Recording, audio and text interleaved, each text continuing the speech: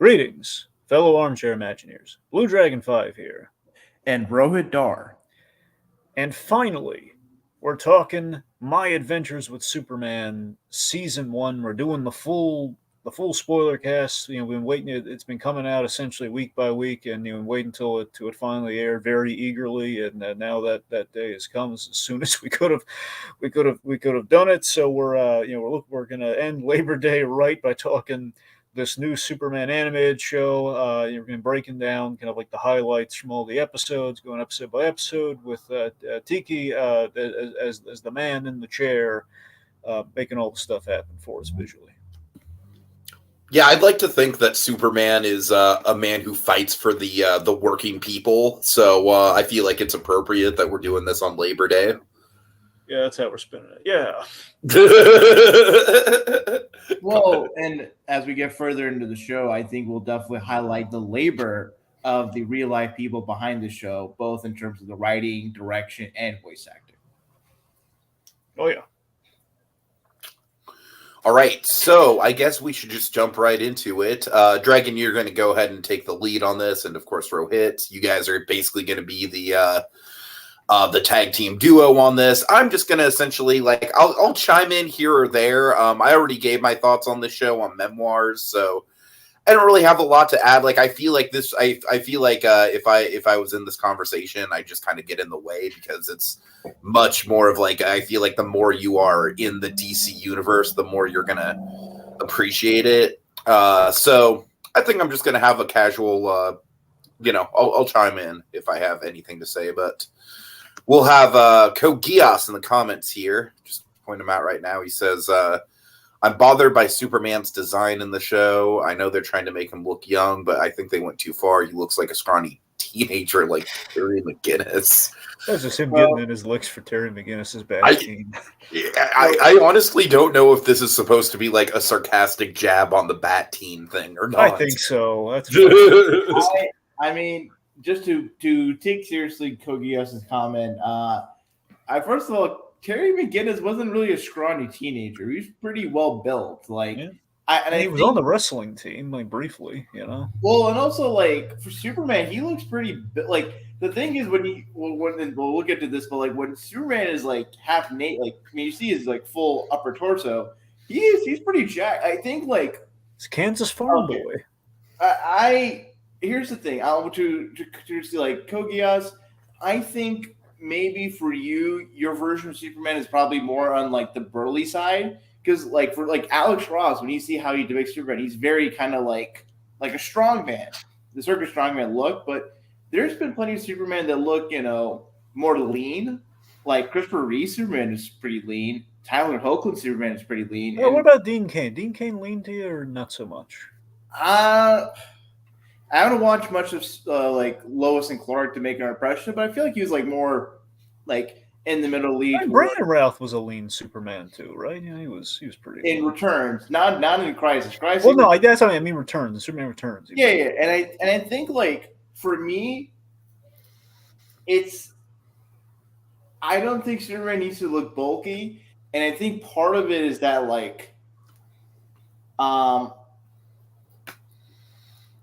this Superman, I think he's just I think you can look strong without being super Henry Cavill looking, if that makes sense.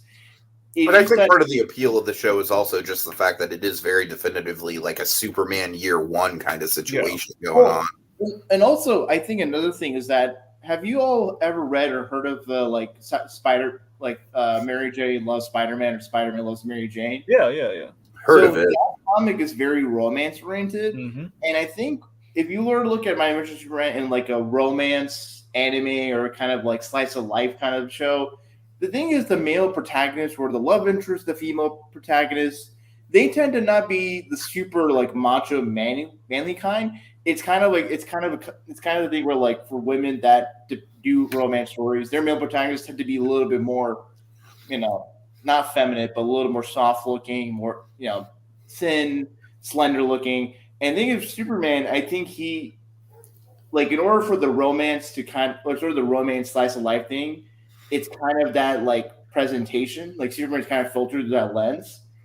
But he's still like super, buff. He's not like how Frank Quitely portrays him in All Star Superman, where he like towers over Lois. But I think that kind of, I think it also helps for that, like this Superman, like because of his persona, like it would be. I feel like it's a different dynamic where it's like, oh, he's like this big bumbling oaf. It's like, oh, he's just like an awkward, tall, awkward guy that like when social situations are not there. He's a pretty like tall glass of water, as Lois can observe at certain points in the show. But yeah, I think we're probably let's just get into just sort of. I think it's probably the longest I've just talked about how Superman looks. Yeah, so I think you just got lawyered, Code Geass. I think that's what just happened. By Superman's image consultant. Right. Anyway, overall, how did you feel about the show overall, Rohith, just to kind of get the ball rolling before we dive into the episodes? I think overall, when I saw the initial premise for the show and the animation, I was sort of a little hesitant, like, oh, it might be just not for me. And in watching the first 2 episodes and just watching the overall show week to week, and just the some of his parts, it just works really well as a piece of Superman fiction. The essence of the character, the essence of the stories that permeate that character, the supporting cast, the world, there is a sense of optimism and joy, and that's always a part of Superman material. And I really appreciated the emphasis on the relationships between him, Jimmy, and Lois, and the romance, the chemistry between Jack Quaid's Superman and Alice Lee's Lois is probably some of the best Superman and Lois like relationship stuff in all of Superman fiction, in comics, video games, movies, TVs, what have you. Like, I really feel so invested in their relationship. It's cute, it's adorable, but there is a sense of growing maturity, and at the young age, like it hits you at a level that not other relationships hit, because oftentimes for when Superman and Lois are paired up romantically, it's kind of like two adults in their mid to late 30s or early 40s that are like have sort of a mature or more subtle way of expressing love and affection. Whereas this, they're like really young. And so you kind of have the cute slice of life, like anime, romantic comedy sort of angle where they feel so awkward with each other, and Jimmy's always the one to like kind of push them to, express their feelings and whatnot. But yet, in all of that, there is still solid, just good Superman stories mixed in with that romantic, slice of life angle. And there's some interesting stuff with the villains and the lore. Some certain ideas I don't love particularly, but I think overall, from beginning to end, it shows that Superman as a character is as versatile as Batman. So with this show having such a romantic comedy angle, it still feels like Superman to me. And I think for any Superman fan, like, they should watch it. And if any Superman fan has like a loved one, like a significant other, girlfriend, whatever, spouse, and whatnot, I think this would be a really fun show, a great show to watch and connect, because I think the relationship dynamic is like really the highlight of the show. And I would love to see where the second season goes and further future seasons go with the relationship stuff, with the stuff that sees, in the middle of the end, about Superman going evil and whatnot. It's just a fun, wholesome, well done show that exceeded beyond my initial expectations in light of the initial premise and just sort of the imagery around it. Yeah. So I love this show so much. I think we were all expecting kind of like a cute, funny, show just based on like the promotional art, which we kind of recreated towards the end of the first episode. Like the big, like Lois like very eager, gun ho for a story. Clark just kind of like along for the ride, sort of thing. Like, okay, this looks like it'll be fun, but we're all like very locked in for the Cape Crusader show they announced. But that's kind of per the course how that sort of thing goes. But we got so much more than I think anyone expected. I mean, this is very much in the American Alien vein, which I love. And that was kind of like the revamp on Superman I'm waiting for. I'm not saying this is like verbatim American Alien, but it's very much cut from the same cloth. Like this is how we should update Superman. This is how we modernize the lore of characters been so enduring. Like as kind of a Americana as apple pie as it gets, in terms of like ingrained in the culture. And many times, I mean, more often than Batman, Superman gets taken for granted a lot. And I think like I'm watching the show and I'm thinking like take notes, James Gunn, because like this is your competition right now in terms of I'm not saying James Gunn is out of class or anything. I'm saying James Gunn, we don't know what he right now we don't know what he's got cooking except for like the people that are going to be in that movie. So it just feels like I know he's kind of double back to it's just a Superman movie, not necessarily a young Superman movie, which that's fine, Danny, whatever he's going to do there. But I'm just saying like right now in terms of a modern like kind of refreshing take on Superman, this is I think this is top tier. I thought this was such a delight, and I think it's further proof that DC they need to go. I think this is a really good case for DC going serialized like this in animation, which is the only way they have a prayer of ever competing with the DCAU in terms of like doing shows again. Because the DCAU always sorry, not hesitation, had the constraint of what the networks put on. Like, okay, no, we can't. Like, you get the occasional two-parter, but you can't really go serialize these because they're going to be aired out of order and everything. So that's like what you did when you had a network back in the day. And by the time you get the Justice League, you kind of have an overarching plot line. That's as far as we ever were able to push it with the DCAU when it aired. But in the modern advent of the modern world, with the advent of streaming, we're able to do something like that. And I think here this worked tremendously well, where we have like kind of like our fun slice of life stuff. We are building to something. We're seeing kind of an evolution with our characters. And I mean, watching this week to week, believe me, it was torture because I wanted more desperately. By the same token, though, it was like the highlight of my Friday for like 10, well, I guess a little under 10 weeks. It was delightful and reminded me like, oh man, this is why I love Superman, which is exactly the feeling I wanted with this show. So I was happy as a clam with this show, and I'm so eager for more. What I appreciate, and it's a great point you hit on Blue Dragon about like this is how you about modernizing Superman, is that what I appreciate a lot of this show is that for Superman, for Clark, when he is going about doing Superman thing, people don't think he's old fashioned. They think he's just naive and maybe too optimistic, which I really really appreciate because oftentimes there's this implicit assumption or this implicit bias that for Superman to be optimistic, to be joyful, to be compassionate towards humanity, all that stuff, that it's sort of antiquated. But for this, Superman and Clark Kent aren't seen as like, oh, they're just behind on the times or like out of step with modern society. He's just seen as a good person. Yeah, and that is so. I think what makes the show work because the point of it is that being a good person is not out of style or stuck in the history books. Being good is a choice, and throughout the show, Clark, in choosing to be Superman consistently, even when things aren't easy for him, reinforces the value of that character in the popular consciousness and in the show. So I really appreciated that was the mindset that they approached Clark, that he's not old fashioned out of step. He's a good guy that's wanting to make a difference, and that's timeless. And that's absolutely. Yeah. Okay, so let's start breaking down kind of the highlights and what we kind of glean from the episode, especially looking back on them, knowing kind of where the story went ultimately in the first season. So, the Adventures of a Normal Man it's episode 1. Well, 1 and 2 when it premiered in tandem. Adventures of a Normal Man, parts 1 and 2.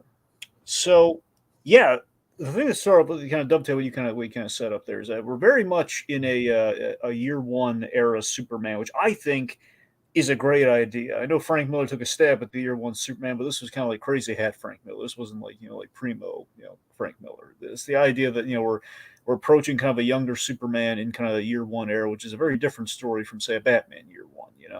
Where it's Jack Quaid doing an excellent job as a a genuine, actual, mild-mannered Clark Kent. That's not to say Superman in his DNA isn't, mild-mannered and really Clark Kent, but that's the thing. It's the fact that we get to see Clark Kent as not the act. It's not just like him playing it up like Christopher Reeve, like him like doing what he kind of basically projecting what he thinks, the average person probably should be. It's him, it's him very much just in his DNA. He grew up a very mild-mannered guy who has these powers, and he's kind of figuring out his powers and his purpose in life as kind of a young adult, which again is another kind of new shakeup as you kind of set up there, because we've seen him as as the news as the newsman. We've seen him kind of as kind of a man in his 30s, kind of like gripped dealing with kind of like mundane stuff with Lois Lane. But here it's a little bit more kind of like there's a little bit more like a guy trying to figure out his place in the world, as we all have been in life. No, what I really appreciate, I think what I really gravitated towards this show is that how young Clark, Lois, and Jimmy are.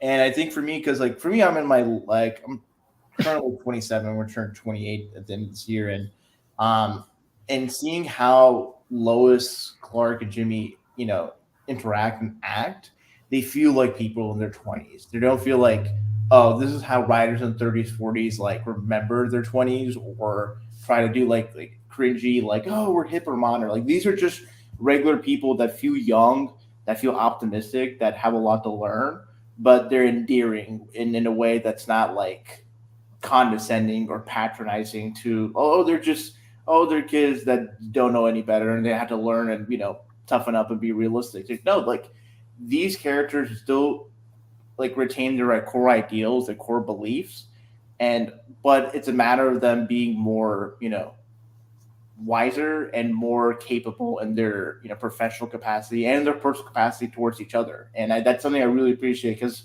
oftentimes it could be the case where like for characters in that setting, it's like, oh, it's about them like growing up, and often growing up is like losing a sense of innocence. And in this case, it's like these characters still have a sense of wonderment and joy and appreciation of life, but they're just more capable and more like fully self-actualized at the end of the show than they were at the beginning, which is really awesome. There are two things that we did with Jimmy and Lois that I think really are the key to the show's success. I mean, one with Jimmy, we automatically from the start we had Jimmy Olsen as Superman's best friend, but as Clark Kent's best friend. They're college buddies, and essentially, it's kind of almost like a Mike and Sully dynamic. One could argue. Like these guys have known each other, and they've kind of like they're very much entering the same occupation, the workforce. They're bosom buddies. Now on the flip side, I think the bigger key to the show's success is, I feel, the reason I think this show is just so innately what Superman is. And apparently, I looked into it afterwards, like getting ready for the SpoilerCast. Apparently, when they're doing the show, they have the smart idea of very much looking towards like a lot of the greatest hits with Superman, which obviously incorporates Superman 78. The key to Superman 78, that is the key to the show, is Tom Mankiewicz's philosophy of, if you can make the love story work, everything else will follow, which is what we do absolutely here with Lois and Clark. They have chemistry from the get go. It's kismet. It's cute. It's real. They counterbalance each other. She's a good person, but she's very much like she's swiping things from people like to get clearance and everything. She's crafty. So just all that is just perfect. I think that's why this show works. And it's interesting you mentioned the point about how for this Superman, for Jack Quaid, when he plays Clark Kent, he's just naturally really dorky and kind of awkward and bumbling. Mm-hmm. And I think what's cool about that is that for Lois, she falls in love with Clark. Yeah. Inspired, or if not inspired, but because of those like idiosyncrasies, those bumbling tendencies. Because I feel like in a lot of like earlier Superman fiction, or sort of the stereotype of Superman is that like he puts on this disguise with this bumbling mild-mannered reporter to like away suspicions that he's Superman, and Lois just kind of like doesn't acknowledge him or just has him as a very distant friend.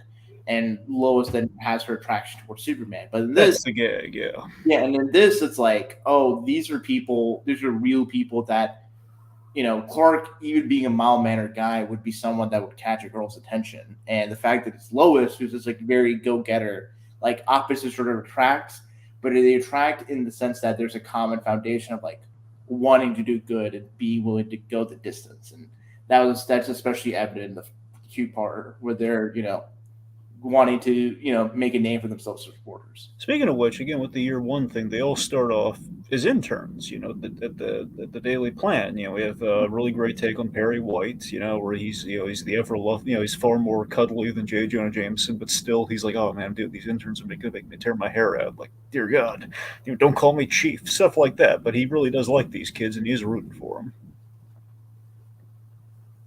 Yeah, I think like Code Geass has made this comment about how he thinks that Perry White's a bit of a jerk.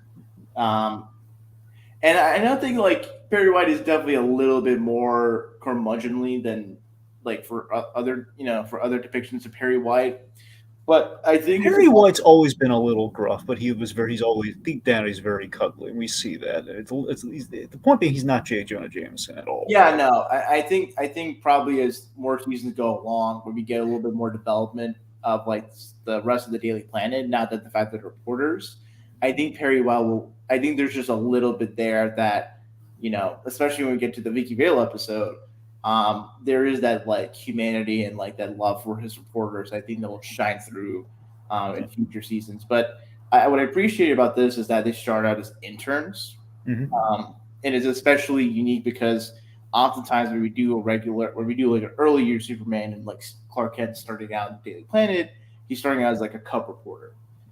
This is like, these because of their age and relative experience, they're interns, and so they're just kind of like, it's not only a journey of them making a difference in the world, it's a journey of advancing their professional career, which is such a unique, experience for like people in the early to mid 20s that have just graduated college and are, trying to, make through while, going through a few low paying internships and just wanting to, establish themselves in their career. So it was really cool to see that experience because that's definitely something you don't really get in much superhero fiction, like maybe Spider-Man to a certain extent, but the fact that it's not just a superhero, but like their close friends are just like young people trying to, make a living in the big city is a rare kind of dynamic. And I think it makes this Superman cartoon really stand out, but still be like Superman in its essence, which is really good. So, a lot of some smart writing things that we do in the first episode. We have kind of this theme set up about honesty and how that obviously pays off by the halfway point where Clark calls Lois out on the deception of her, like you basically using them to serve her ends of the story. And honesty is becomes very much their thing, and kind of bonds the friends together, but also kind of tears them apart for a moment. So that's kind of like just showing that Clark isn't just like he's not a helpless puppy with Lois. That he is like he's pushing back a little bit. You're like, hey, that wasn't cool, man. And I think that's important that he pushes back because he's not the disguise. Like he's Clark Kent. Yeah.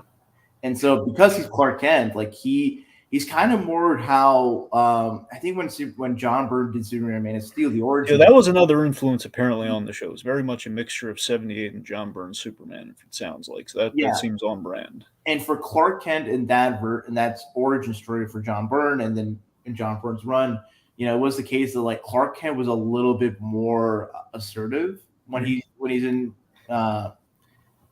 Daily Planet as a reporter. Yeah.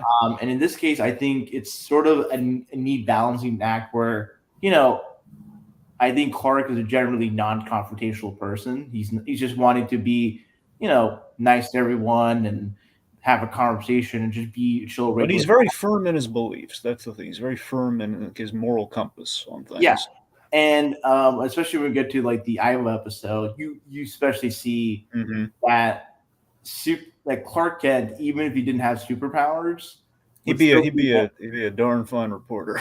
Yeah, you just be a man of integrity. And I think the powers are just a means to extending the opportunities that Clark has in himself to make the world a better place. And I think that's such a really key part of Superman is that he's just a guy that with powers is doing what he would have done already. If Clark Kent was just a regular guy, he would be doing his part as a reporter and maybe going to soup kitchens and just helping out on the weekends. But with his powers, he does more. And that is something that most people that aren't in Superman don't get. And I feel like with this show having that front and center, for anyone that's not a big Superman fan, I think you become, if not an outright fan, at least have a greater appreciation for this character after watching this show. Okay, so a big plot point we should discuss and then kind of bridge a little bit more into the part two side of things here is the OMAC tech.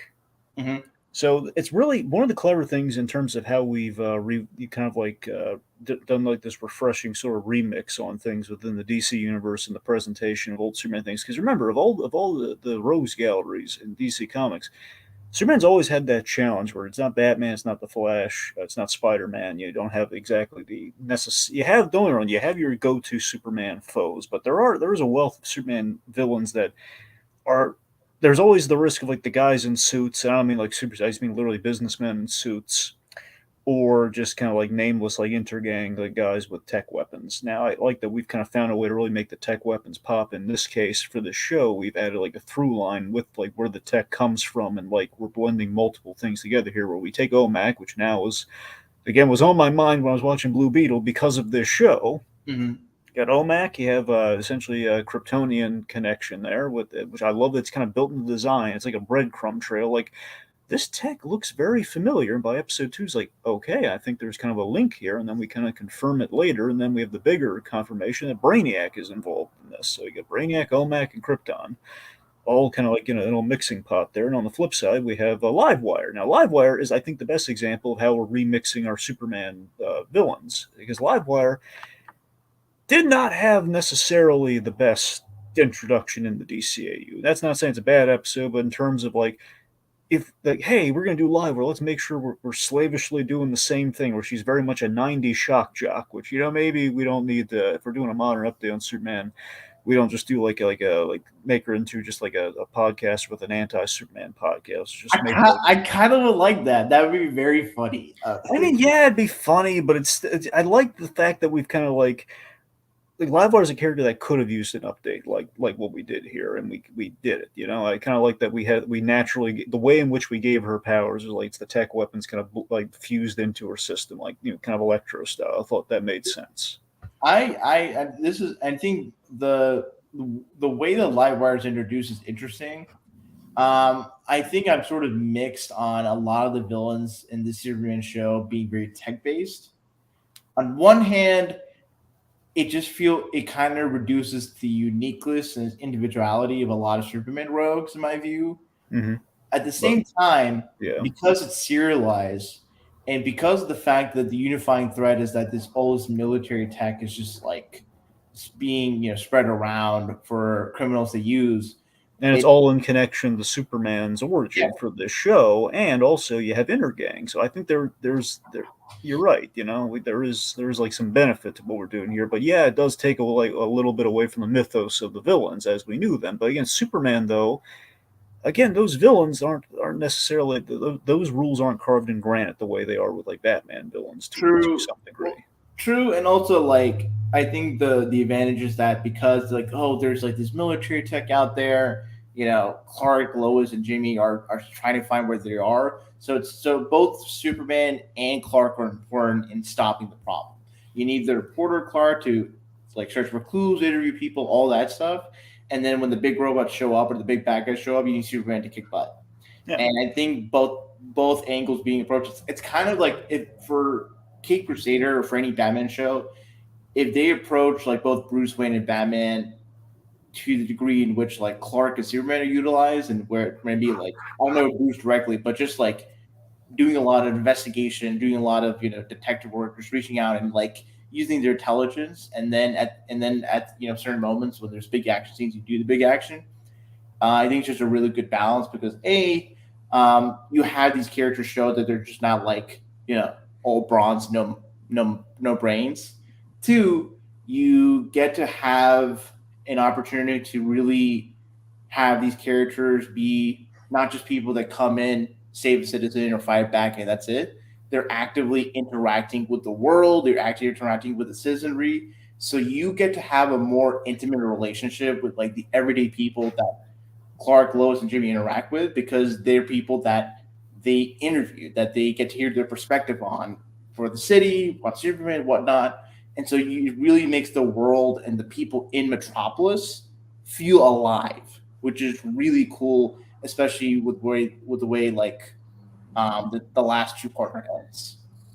Yeah, so speaking of Superman saving people, I do love that he's saving live. I love how he saves Livewire in this very much. Again, it gives her powers, and it very much fits into. She hates Superman because she blames him for like giving her powers, but also the fact that she was essentially because of Superman, as we reveal ultimately. She is that's how the weapons eventually gets. That's how she gets the technology in the first place to some degree, and she is tortured and recruited by the government essentially to all of this because of Superman. There's a lot of reason we gave her more justifiable reasons to hate Superman versus just in general like I don't like him, versus like an actual intellectual argument against Superman that we're going to kind of get into a little bit later in the usual arguments against Superman, which we did not have when we introduced Livewire in animated series.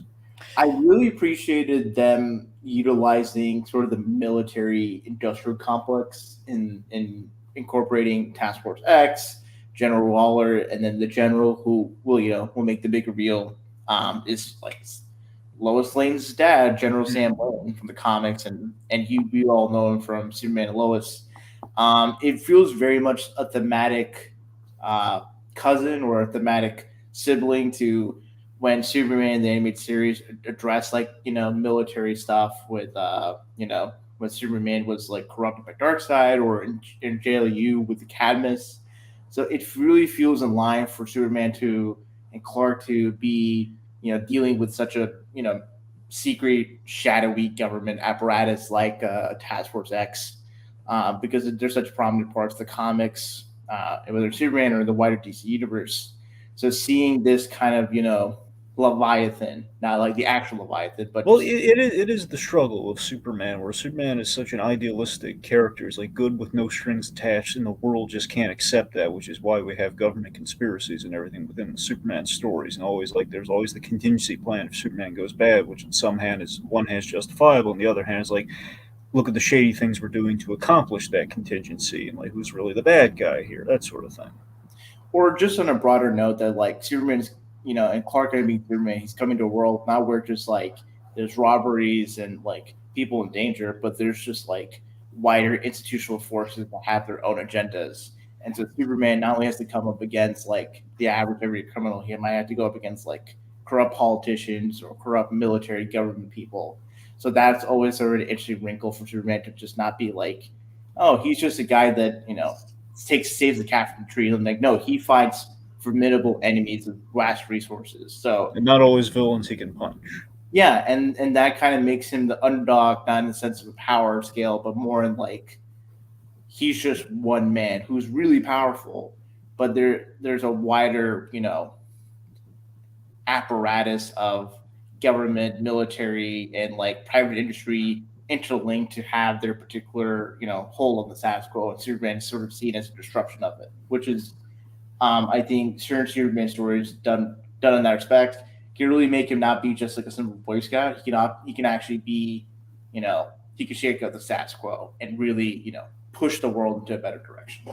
Yeah. Okay. So one big thing we have to talk about before moving to the next episode is so talking about Superman's ship. Essentially our Fortress of Solitude kind of villain that is buried under the Kent farm. So I love the layers of the immigrant story here. There's like a realistic kind of language barrier that we've applied to. Clark had this traumatizing experience as a kid where the ship opening up almost, killed his adopted parents. And, he very much divorced himself from learning about his past for many years, his Kryptonian heritage. And because of that, he confronts it and he gets the costume and everything. But I love that we don't. It's so weird because if you watch the show subtitles, like some of the Kryptonian gets translated, but still, it's just the fact that on its face, we don't understand, Jor-El, but we register the emotions and we see like how hurt he is that his son doesn't understand or recognize him. But like the key points are getting across, and I like that we, the audience, know something that that Clark doesn't. So all that's nice, and also with the costume itself, it's nice that we have the kind of like via Man of Steel. We have the suit without the shorts, but the Ma Kent gives him the shorts, so it's like a little blend of the two heritages and giving those kind of some Superman iconography. It's kind of nice. No, because like a lot of times you either have the Superman costume be solely from Krypton or be solely made from Ma Kent, and so The case where it's a bit of both represents the fact that Superman and Clark Kent are the best of both worlds, and that you have the Kryptonian physiology, but you have the morals of Midwestern America guiding the use of said powers from physiology. I really appreciated the fact that Jor-El was speaking Japanese, because it's often the case for alien races and just all fiction. There's always it's always a standard cliche that they speak English, American English, or maybe British English, and so the fact that he spoke Japanese, it really made Clark's outsider status more apparent. It's not only just an outsider to like all humans because of his powers, and so he has to keep people at a certain distance for the most part.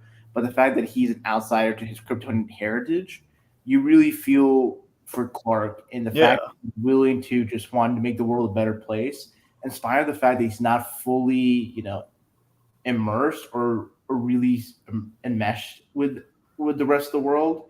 That really speaks volumes of his character, because I think for when you see other characters, and likely when we get into people like Lex Luthor and all that stuff, there's a significant contrast where for people that are maybe isolated from everyone else, they use that as a basis to cause harm. For Superman, it's a basis for him to reach out and connect with everyone and just be himself, and that's his superpower, not his like super strength, super speed, flight. It's just his ability to connect and care about people. Sure. That brings us to episode 3, my interview with Superman.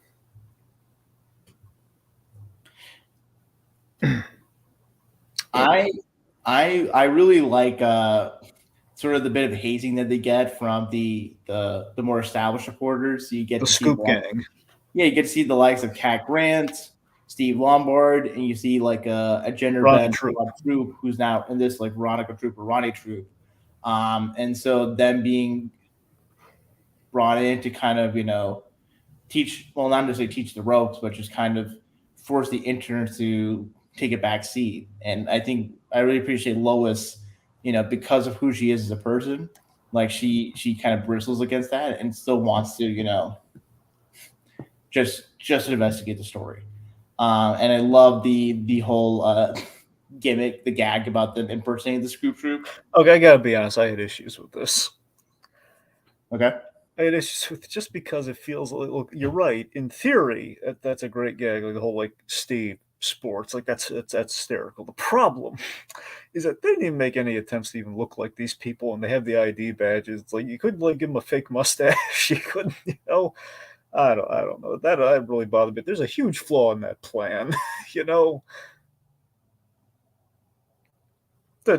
don't know. I guess it's a nitpick, but it feels like what was the logic of this plan? They didn't even need to put on the voice. She has no idea who they are. I think that's just part of I think that's part of them being so young. Yeah. That if they were older, I think there's probably fair criticism or the fact that like they would think much ahead about their like impersonations. But I think for Lois, she is very like gung ho, and she kind of is like the leap first and think later. Sure. So we see that in action later. Yeah. And so I think with the whole like impersonating the Scoop Troop gang, it's just them wanting to do any means possible to get their story, even if it causes them a lot of headaches with other people. But I think that's just part of the charm, is that like these are people that are going to make mistakes, and because they're young and they're going to learn the hard way, and then eventually just kind of mature and be more responsible, more capable people. And that's just something that's just kind of the fun. That's always the fun part of like coming of age stories for teens or early to mid 20s people, is that they can make a lot of mistakes, which makes things interesting and entertaining, but they provide an arc for them to grow and be better people or more mature people, which I think the show really accomplishes with the main trio.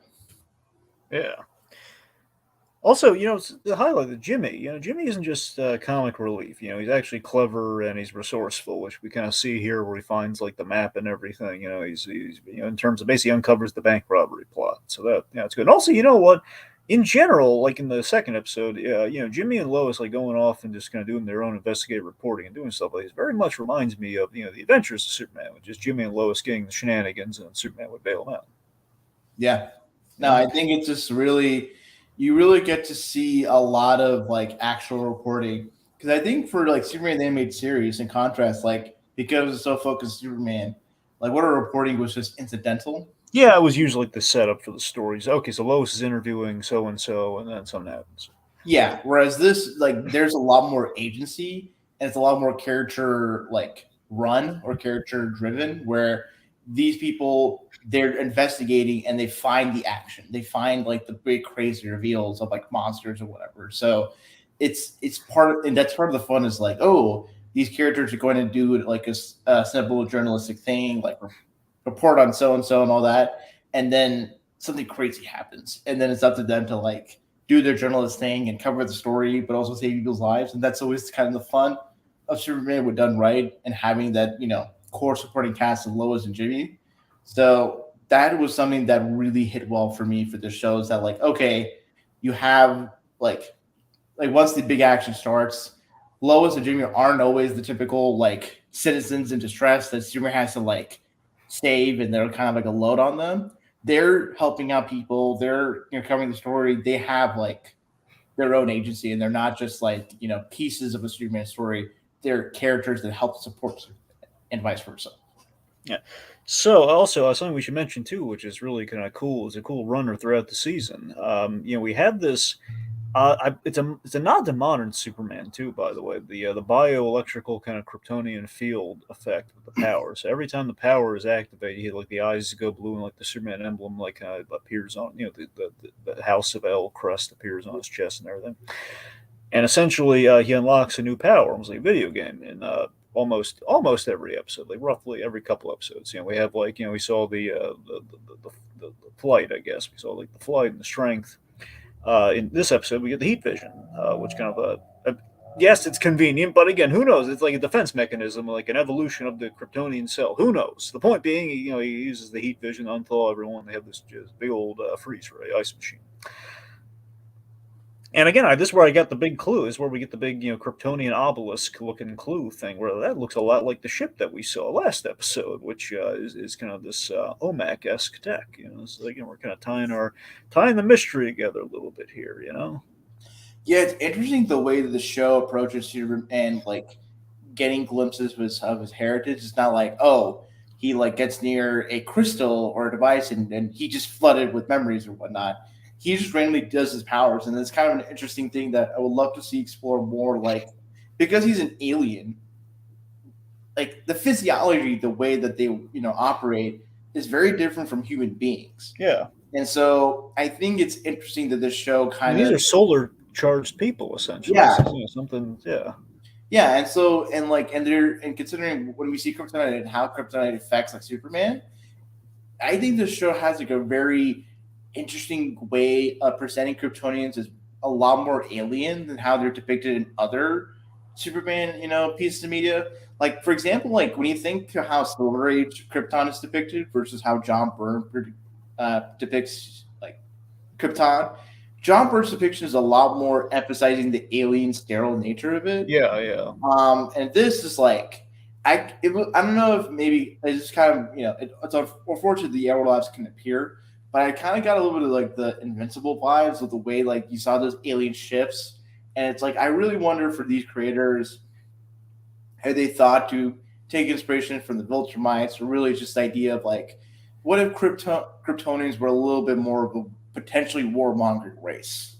That kind of makes things a little more complicated for Superman's presence to be on Earth. Well, the big thing that I think is less invincible. You know what I think ultimately it is? I mean, you're right. There's some invincible in there for sure. I think just the fact that we have like Studio Mir working on this. Now, I don't believe Studio Mir did Invincible, but just the fact that it's kind of a cut. It's kind of like you have like a somewhat anime, overseas kind of look to the show, kind of like basically an Avatar look. Because Studio Mir did all the Legend of Korra episodes. Well, almost all the Legend of Korra episodes. Anyway, my point is, I think, and we reveal it later on in a big way, the fact that we kind of parallel Superman to the Iron Giant, which is it's an insanely good idea that's always been kind of talked up in passing at times, where it's like, what if we actually kind of brought that into the Superman comics? Like Kevin Smith almost did it with the he almost did with the Nick Cage Bizarro Superman story, which would have ended with a big Iron Giant thing. But yeah, I don't know. It's like very rarely do they touch on. You have like the multiverses game that kind of literally has Superman team up with the Iron Giant. So it's kind of nice to have Superman have the realization, oh God, I'm a weapon, I am a gun, essentially, and how he responds to that sort of thing.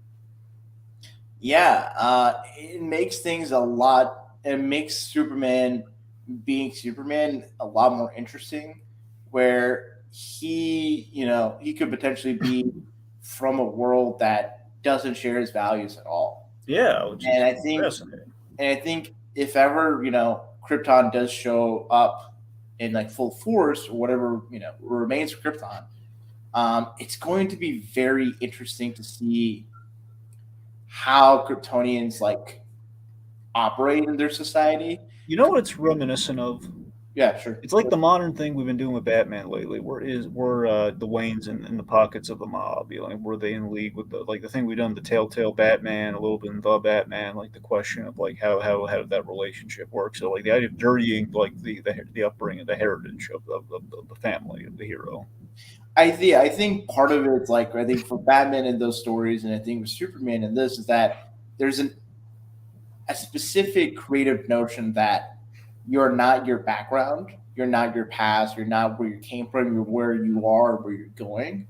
And so for those characters to have maybe not the best upbringings, or come from the best people, that makes their chosen heroism even more resounding and even more significant.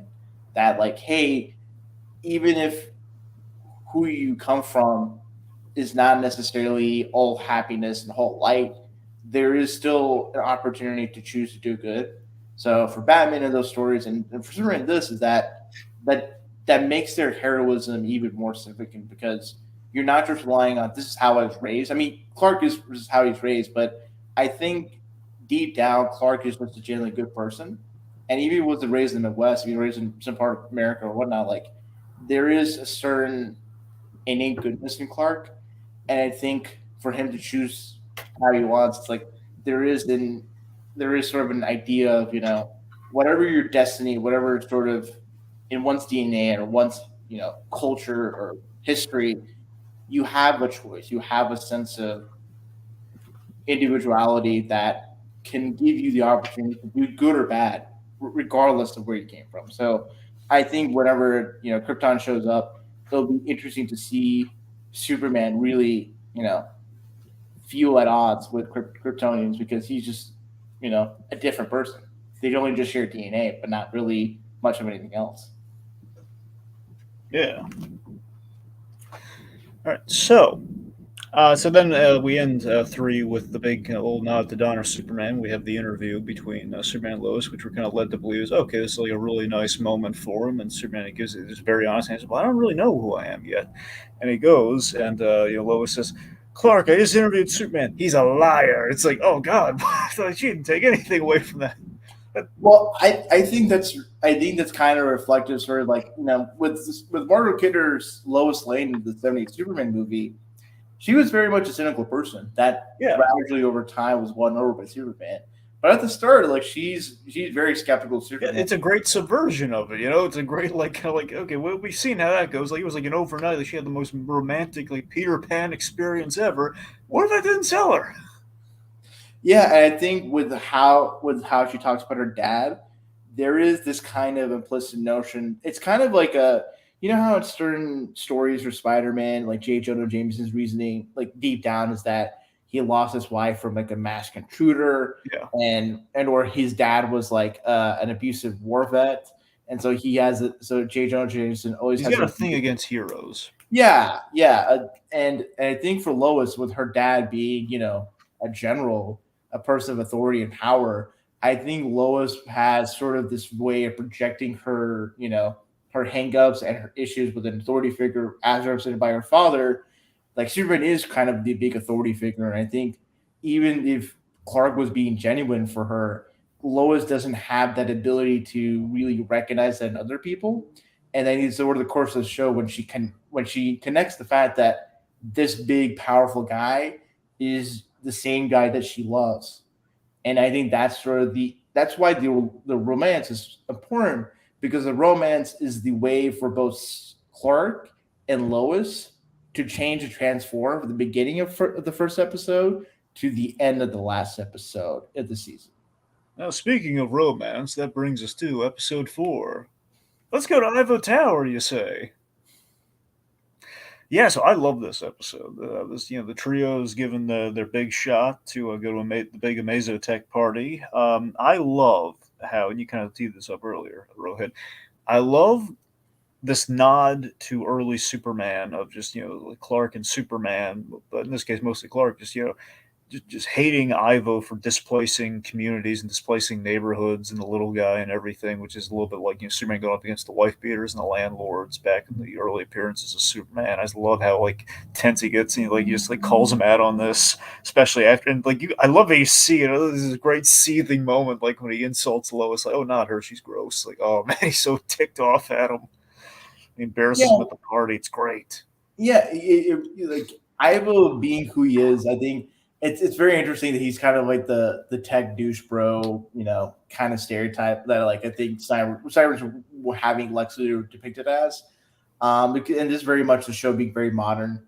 And I think for the fact that Superman, and especially as Clark, he kind of sees through all that and has a bit of a backbone.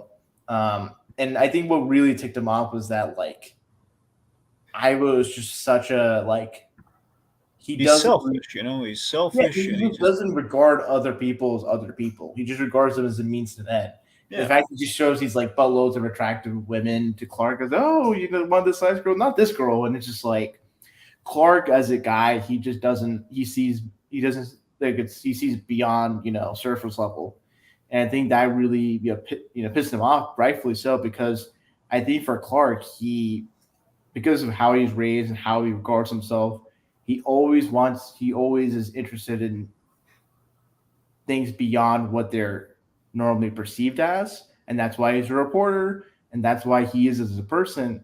And I think for Ivo, he's just regards things as such a, ruthless, very, emotionally distant. He just regards them as extensions to himself. How does Ivo get something out of it? So speaking of Ivo, yeah. So Ivo is very much a warm up for Lex, and he's kind of I thought it was an inspired idea to do this combination of, and again, it was a thing where it's not written, it's not carved in granite here. Where Parasite, his origin is don't get me wrong. I mean, the whole if he when done right, look at Man of Tomorrow, you feel really bad for him. There's this good-hearted janitor, or at least it depends on which version you get. Maybe a good-hearted janitor, maybe a kind of a sleazy guy, or just an accident-prone guy. Just gets a little chemical spilled on him, and he turns into Parasite. It was a powerless guy gets powers. Now, in this case, but that's he's Rudy, kind of a nameless guy ordinarily, Rudy Jones. In this case, we've made him, Dr. Ivo, and we've kind of combined Parasite and Amazo in a way. Amazo is he's the power back. He's the combination of powers anyway, and Parasite is the absorption of power. So these things kind of go hand in hand. And even better. Now again, I mean, look, I know it's not 100% confirmed, but I think it's pretty. I think it goes pretty hand in hand. I think A connects to B in this one. And Tiki, I want you to throw up the comment about Lex earlier in the 10:20 mark. There you go. The fact that they haven't gotten Lex Luthor as a crime, I'd argue you can have Superman without Lois, Jimmy, etc. But you got to have Luthor. That's we have Alex, the assistant of Ivo, and I'm fairly certain that's Lex Luthor. So I remember reading up on this, is that there's actually a version of the Parasite in the comics called Alex Alston. Yeah. So considering he's named Alex, I feel like that's a bit of a red herring. I don't think we've yet to see Lex Luthor. Really? You don't think that's Lex? I think that's a red herring. I think they're Lex had red hair too. That's that.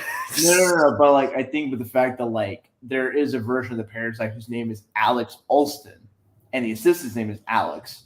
For maybe the average casual Superman person, they think, oh, it's Lex. And the fact that there's certain lines that kind of can read as Lex, you can interpret that way. But I think the way that the show, I think with how they approach Ivo, with him being this sort of tech bro-y, and the fact that this guy who's a tech bro that's hurting communities, that becomes the quote unquote the parasite, quote unquote on the nose, commentary, all that stuff, capitalism. I think for Lex, when he does show up, I think he's going to show up in a very like traditional Lex kind of setup where he's like the all business Lex Luthor thing. And I think specifically he's going to be the Lex that like from Smallville where he has like a father who is super wealthy and he's kind of carrying on this family name. And the reason why I think that for Lex when he eventually shows up on the show is because considering that Superman and Lois are very much defined by their parental figures or the absence of parental figures, for Clark being, having no Jor-El and Laura, and for Lois for having her father that was really distant from her. I think there is something to be said for the show about how parental figures, the absence of parental figures, really influences or molds, the main characters in a way that they are trying to find to fill that hole. Or Superman, he was not interested in his Kryptonian heritage, but then over time he shows a little bit more interest. And for Lois, she's kind of distant from her father, but eventually over time she gets to the space where she brings her dad, to the Thanksgiving, and things get really complicated. So I think for Lex, when he does show up, I think he shows his traditional Lex, but specifically Lex from Smallville, where his dad is in the picture, right. And there's that dynamic that's influencing and making Lex to be who he is. Okay, well, that I hear what you're saying on that. I'd be interesting, and I guess I'm down for it. It sounds good, but by the same token, though, I can still see it as okay, we've kind of put Lex in the background with this one tech billionaire that's kind of a swell. All the attention's going to this guy, but not the guy who's there. Lex with the red hair is in the purple. He has these very anti-Superman. He kind of makes Superman look bad for the first time in the show. There, I think there's enough evidence for both there. But you're right, though. Alex Olsen is a deep pool. It is a way to go. It would be definitely a red herring for the other red herring, but it also just feels like an equivalent of a young Superman. We'd have the young Lex.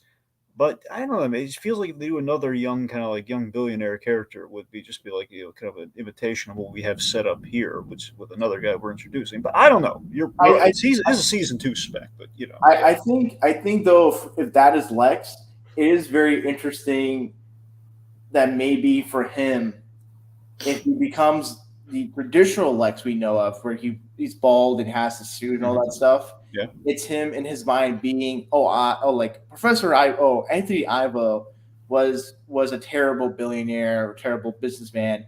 You know how Joker in the Dark Knight's this city deserves a better class of criminal. Maybe for Lex, he's this city deserves a better class of businessman. Yeah, that's how I read it. Yeah, and I think that's probably going to be very interesting. That maybe when Lex shows up, he's maybe not fully Lex, but he's kind of in the transition point, because then it's maybe it could be the case where when Lex interacts with Clark Kent, he's maybe not super friendly as Lex or Clark are in Smallville, but maybe sees in Clark a guy that's a regular man that's wanting to make a difference, and maybe has sort of a respect for him that he does not have for Superman. And then over the course of the show, Superman will do things that will be good for the world, but maybe it rubs the Lex the wrong way that pushes him to become more and more the classic traditional Lex. All right, so we have the big Parasite battle, which I love the resolution. I love Superman's solution to dealing with Parasite is, well, he's not fighting him, which I think is great, because his whole point is hey, I don't want to fight you. And he just keeps come at me, bro, essentially, until Superman just him not entertaining his petty squabble and his petty thing of superiority, ends up being his undoing there. And I love the moment at the end where, we see the EMTs and everything for all the people he hurt trying to impress them. I was just is it that hard to believe some people just want to help? It's oh man, it was a great kind of button to that episode. And then we have the first kiss with him and Lois and her. Then the big gobsmacking moment of the show, at least the initial one, it was, oh my, by episode 4, Lois has figured it out. We never do that. It's oh my God, I love this show. Yeah, and it's for a mistake that I could imagine 9 times out of 10, if I was in Superman's position, I would have made the same mistake as well. Yeah. Right, usually, all right, I'm going to rip this leave stuff in our pockets. It happens. You could, I know, but at the same time, I was Clark, you could have just burn it, use your heat vision, throw it in the sun, or just put it in the trash can. And it's just, oh man, why would you go to throw it in the sun before throwing the trash can? That's what I mean, he's Superman. He could do it. Well, yeah, but why? Not everything has to be a big show of strength. The trash can's right there, Rohith. Yeah, but maybe Lois just kick the trash can or just sees something crumpled up and picks it up. Then she knows it's Superman. All right. Anyway, okay, so that brings us to episode 5. You will believe a man can lie. So yeah, this is. I just want to point out really quick. I love this episode title so much. Yeah, it's pretty good. Yep. So also, this is essentially kind of our low of lows moment. At least, well, we kind of have 2 of them in the show. We have like the lead in kind of like low of lows moment to a kind of ending of our story. But I don't know. I guess it's kind of a low of lows moment. At least we kind of break up the team at the end of this one. We have. I love the cute idea that Clark is going to tell Lois, like a kid on a playground, like a schoolboy crush. He's going to tell Lois that he likes her, and he's just kind of has blinders on to Lois dealing with this whole thing. Like, no, she wants a different confession, less the whole "I like you," more the whole like "I'm Superman," which he almost did in the previous episode. So kind of like dramatic timing.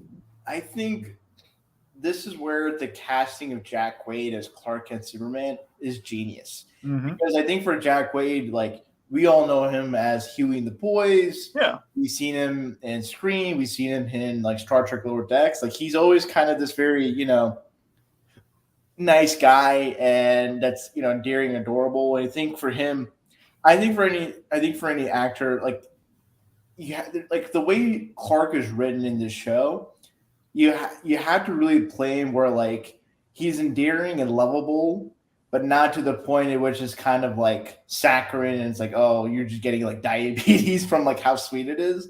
Like, there is this kind of balance where it's like, okay, he's a really sweet guy, but not like a bit of a caricature of how sweet he is. He's not like a soft teddy bear. He's just a guy that you can recognize and appreciate in real life. And so I think the way Jack Quaid, interacts with Alice Lee, as Clark and Lois, it's always endearing, it's always lovable, but it always feels realistic. Yeah, of course. Also, kind of a lot of superhero things now. The bagel is key these days. So I love the bagel excuse where it's like, oh, let me get a bagel, and like it's this hilarious sequence of like on the police scanner, she's hearing all these crimes and everything, and then getting the bagel, and then okay, Superman solved it. We're all good now. And and the cream cheese. Between that and bagels are creating supervillains and other across the pond at Marvel. It's just they never underestimate the bagel and superhero things, kids. It's I think there's a lot of writers just like bagel with cream cheese. Yep. I mean, I do too, but I do really. It's really. How do you feel about Heatwave being in this show versus like someone like Volcana, or you think like Heatwave in this is kind of like a mix of the two? Well, okay, so this is going to bring us to we had a comment earlier I want to highlight here. I was waiting to kind of get to this point here. Bring up the Deathstroke comment from earlier. It's in the 10-12. Yeah, there you go. Not to jump ahead, but I'm glad they had Deathstroke in there. It's amazing how popular he's become. It seems like he's a villain for the entire DC universe. That's the thing. We are doing a lot of cross-pollination in this show, pulling from a few different sources, like things that Superman doesn't traditionally always go up against. In addition to the usual Superman rogue. So we had Deathstroke in there, which makes sense in conjunction with Amanda Waller and government stuff. And yeah, so Heatwave. You're right. Ordinarily, the go-to would be Volcana, especially since we're doing like a female kind of heat-based, foe. Mm-hmm. I don't know. It feels like to me, especially coming up, we're gonna have like Vicky Vale and stuff. It feels like they're kind of building a backdoor to the universe. I don't know how far they're gonna go with things. I mean, I have to assume like with Vicky Vale coming into the picture, she was like an Easter egg earlier, and it seems like we're opening things up for like natural crossover appeal, like we would have on the Marvel side of things. It feels like we might be opening things up, but in like a slow build sort of way. Yeah, no, it's very much like I think. Or look at Amazo, for example, like the Amazo Tech thing. We're already doing that, you know. Yeah, no. I really do. What I really appreciate about this episode is, like Lois is just gung ho and trying to get Superman, but Superman is just being busy being Superman. So she's just constantly just like she's losing steam as she's trying to keep up with him, and this is kind of an interesting contrast when we go later down the season when Superman does feel tired and fatigued from doing all the Superman stuff. Mhm. Here, he's just kind of like he's still going full tilt. For the first, he's not really feeling the fatigue and the testing of his endurance. So I think when the Task Force S people come into the picture, when he's trying to stop Heatwave, and Heatwave thinks it's like, oh, Superman's been taking all these Intergang people. Um, it really shows how formidable Superman is, especially when the bridge is about to collapse, and Superman just goes in and just like keeps it holding. It really, really shows these writers understanding Superman's like priority and focus Mm-hmm. on saving lives, even if he doesn't get to fight or take down the bad guy right there and then. Yeah, absolutely. Which goes to me. I love when superheroes save people. So this show's a godsend. I'll say that much. There's a whole bunch of that. But yeah, I mean, I love. Speaking of which, too, the big Deathstroke really gets in action this episode. We put him in the suit and everything. So Slade, I got to admit, I love the casting in this show. We were kind of bringing out a lot of people that are, I mean, I think relatively unknowns. At the very least, we're not going for like big name voice actors or anything in this show. But again, people who are actually, it's like a voice with character sort of philosophy from, kind of the Andrea Romano school of casting for the DCAU. But Sure. like Alice Lee, I love her as Lois, and I love like you, me, and Superman at the same time. It's very funny. By the same token, though, I think the weak link is Chris Parnell as Slade Wilson. That undercuts how menacing that character can be, even if he's like a younger version. Like, come on, Chris Parnell, that's who we. Like, can you just not hear him sound like Jerry from Rick and Morty? Yeah, it's just, I mean, that's the thing. Chris Parnell is like, look, if you want to cast him as a businessman, fine. But I'm just saying, like, Slade Wilson, I mean, to be fair, we've had like Ron Perlman voice Slade Wilson, and I know he's, even if we're doing a young one, you want a guy who's going to be like, okay, this guy is very intriguing. This is a menacing villain. I want to see come back. And like, I don't know, it just sounds like we're giving like Chris Parnell an oversized villain mustache to twirl. He's not man enough to hold that mustache. I don't know. I think he did fine as Slade. I think part of it is I don't watch a lot of Rick and Morty, so I mean I've seen Chris Parnell and other stuff. I mean, I've seen an Archer, and I've seen Chris Brown and other things. It just feels like for the voice acting, it just feels like a little miscast of Slade Wilson to me. I guess I don't know. I guess for me, like I feel like you would need. I feel like I think the issue for Chris Parnell is less like he's not menacing. It's just more like, well, considering how young looking Slade Wilson is, like you feel like you would need like a Crispin Freeman type actor. Yeah. And he's menacing in his own right, but I think it's more just the young part. Considering this is early days of Superman, it would just make sense to have Slade be like in his early days, especially since he's has both his eyes. Yeah, I mean, again, that makes sense. The whole eye, the origin, the eye thing, like all of that's fine with me. I don't know. It's just literally the voice. That's the only thing. I like how he fits in our story and everything. There, I don't know. It just feels a little, like more businessman schwarmy than he does like mercenary.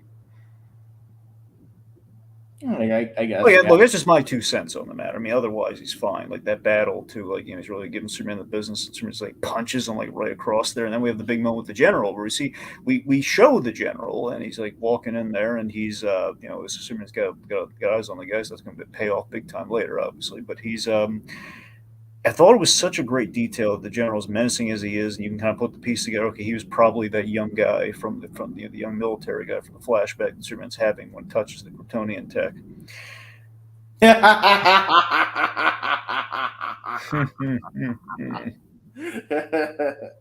Oh man! But yeah, and just the fact that he does prioritize civilians more than Amanda Waller does, I think does speak volumes of the character of this guy, and it was a really good call just to show that okay, this guy does care. He's going to be interesting seeing him really get into it with Superman over what happened on Zero Day. Mm-hmm. Yeah. So let's see. So the other Also, we name drop Starro. That's what I'm saying. We name drop Starro and stuff too. So with the cross pollination, those like like the psychic starfish in Germany, and also Flamebird. We should talk about Flamebird real quick. One, I love the logo of Flamebird. So it gives us the whole. It looks like, is it a bird? Is it a plane? That sort of.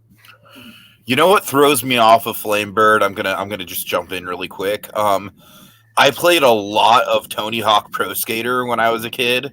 Straight into high school, I played a lot of it, and one of my favorite characters favorite skaters to play as was Bucky Lasek, and the name of his skate company was Flamebird. So it's like every time I hear Flamebird in this series, I just think of Tony Hawk. Now the coolest thing about Flamebird. Sorry, Ray, did you want to tell? Yeah, I'm just imagining like either Clark or really Jimmy just like shredding it on the pipes and right. you have the classic Tony Hawk music in the background.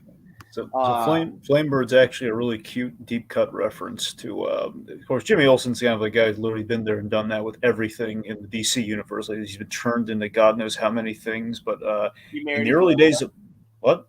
He married a gorilla one time. Married a gorilla. Got turned. He's turned to a kaiju. Like all sorts of things happen. But he's in the early days of the multiverse, I believe it was he and Dick Grayson. There was it was basically Dick Grayson in a multiverse, and Jimmy Olsen were essentially a dynamic duo of sorts, and Jimmy Olsen's name was Flamebird. Well, no, because was the Dick Grayson character called Flamebird? No. So what it was is that when Dick Grayson wanting to transition was when he got out of the Robin mantle, and this is the time where like Superman and Dick Grayson were really close when Dick Grayson was Robin. Dick Grayson was reaching out to Superman for advice about where to go, after Robin. And Superman, this is the time where, like, before pre-crisis. Yeah, that's what I'm saying. We're into like the pre-crisis thing, which I think then eventually turned into multiverse of some sorts. Yeah, well, and this is what I'm so in regards to pre-crisis Superman. Like Superman was very close and very in touch with Kryptonian heritage, so he relayed a tale to Nightwing about these two heroes and myth of legends of Krypton called Nightwing and Flamebird. And Dick Grayson took the Nightwing moniker, and actually I think there was one character in like the Batman myth that was like Betty Kane that took on the Flamebird mantle in pre-crisis, and then post-crisis. They were just characters in like Kryptonian lore that eventually, I think later down the line when like new Krypton stuff happens in the comics, like the son of like General Zod and one other character become like actual Nightwing and Flamebird with the Kryptonian lore. So I think that's kind of like the reference to, for the show, just like that, those specific characters. Gotcha. Well, still, it's a cool little deep cut, like the Flamebird. I don't know. That was nice. Anyway, so let's see. Right. Okay, so big thing at the end of the episode. I was loving this too. So Lois, after she sees Clark's he's been through the ringer. He's been hurt, but not like truly hurt, but he, like actual marks on his neck from the swords and everything. We have an homage to the Donner cut of Superman 2, which I was elated by, where Lois, she proves that he's Superman by jumping off the edge of the building, knowing that he would save her, which Donner Superman, that was originally how the movie opened versus all that Eiffel Tower BS that's in it's in the Richard Lester cut. Yeah. Essentially, Clark, he actually was able to maintain his identity, but Lois like, I know you're going to save me, Superman. She jumped out the window at super speeds. He went down there and like blew like a canopy open, like slowed down her fall, and he went all the way up as she landed like a fruit cart because it was the 70s. I guess it was 1980. The fruit carts are always there. It was all the way up. She's like, Lois, what have you done? It's great. I was really astounded by how many people were like divided and were like against Lois for doing that. Where it's like, have you all never consumed much Superman fiction where she was? Yeah, I heard all the discourse over that thing. Everyone's comparing her to Amber from Invincible. It's like, guys, literally happened in the Donner cut. She was going to be fine. Just give it an episode. They have really good writing on this. They'll be fine. And also, like, it just feels weird to me that like this is clearly Lois. This is like her flaw as a character, and I feel like the show isn't really endorsing her for doing such a reckless decision. Like, ultimately, Like Clark calls her out on this. Like, you jumped off a building, you maniac. Yeah, no. And I think like the show really does not make either one of them to be an outright good guy, or outright bad guy. They're just both, they both have their reasons, and you can really side with one of them, or really both of them. And I think like when it's so sad when like Clark catches her and she's just like beating her arms against Superman, because like he's kind of like a bit of a pouty child, and it's just like it kind of, considering what we know of General Lane, like after watching all the show, it makes you kind of think like, oh man, this is kind of Lois reverting to like a younger state of mind. I think when her dad was away or not, like for her emotionally, this is kind of how she acts out. So I think for Clark lying to her and her really emphasizing the truth, it's just kind of her like, it's a specific psychological reaction that can only be molded by having the kind of family background that Lois has, which is very distant. Yeah. So, they kind of have their falling out here, and in the midst of mommy and daddy fighting, poor Jimmy's big Bigfoot excursion has gotten forgotten. Well, has been forgotten. And yeah, we're gonna check in on Jimmy in episode 6. My Adventures with Mad Science. I love the relationship with Monsieur Mallah and the Brain. They're probably one of the cutest couples in DC Comics, and I think the way that they were portraying the relationship, it's always funny because like in the beginning, it's like, oh, it's like we know them as like bad guys in DC Comics and in other media, but like in this, it's like, oh, they're just like a really cute gay couple that like are just hanging out in this like super mad science facility. And then Jimmy just having the wrong team at the wrong time. And Jimmy's just kind of like being buddy with Monsieur Mallah. Yeah. Yeah, I thought that was a great subversion. And also that thing, apparently that relationship is from the comics, but I so rarely ever see it adapted in other media. I completely forgot about it. I had no idea. Honestly, I had no idea that they were a couple, which apparently was like I don't know how deep cut thing, or if that was like a rare thing they did, or if they happened over time or what. I think they were a couple. I think there might have been. It's probably in the case where it's like when they showed up, they had a very close relationship. Mm-hmm. I think for say Grant Morrison, when those characters show up in their Doom Patrol run, that makes sense. When the subtext of being close becomes the text of like, oh, they're basically a gay couple. Gotcha. And then I think in the Doom Patrol show, like they have them as like partners. Mm-hmm. And it's, I think for other stuff, for things like more anime, more Carrington, at least early in the century, there's a closeness, but it's not like more direct. And so I think in this is kind of just like, oh, sometimes as they are, they're just kind of a cute couple. And I do love Monsieur Mallah having kind of like a beast attire with the cardigan or something. Yeah, I love the cardigan. Yeah, so in general, I'm really impressed that we condensed the whole Lois Clark falling out like in record time here, where it's okay, they're going to join forces to save Jimmy from Area 52, and they kind of work through their issues in a believable way, and we had like the big catharsis with all three of them, Jimmy knew the whole time, but he's like, wait, you told her before you told your best friend? Like, come on, man. And then the whole thing, he was worried that how they would treat him differently, if he were, Superman. I mean, it also helps that like Superman's shirtless and he's got like all that Kansas beefcake. My goodness. Well, that's how Lois got sold, but Plus, I mean, no, seriously, on a serious note, that was a really great moment where he like took bullets for not knowing he was bulletproof. That was good. Yeah, he had a pretty good idea, I'm sure, but the fact that was an instinctual thing. No, and it's really kind of cool, like how sci-fi the show can get, especially with the whole like area being surrounded by red solar radiation. So like, Superman, yeah. Sorry, that's the thing. I got to admit, that's something. In the moment, I was cool with, but upon further reflection, for our purposes here, the Red Sun Omega field does feel a little easy. It's not bad, but it just feels like we kind of lucked out. Like, why Reds of all the force fields, like a Red Sun Omega, like a Red Sun Omega field? It just feels like, why a Red Sun? Yeah, they don't really go into like the reasoning behind it. I can probably, if to speculate, this is probably something that could be covered more in the second season. It could be the case that like considering a lot of the technology that is proliferated among the bad guys stems from Krypton.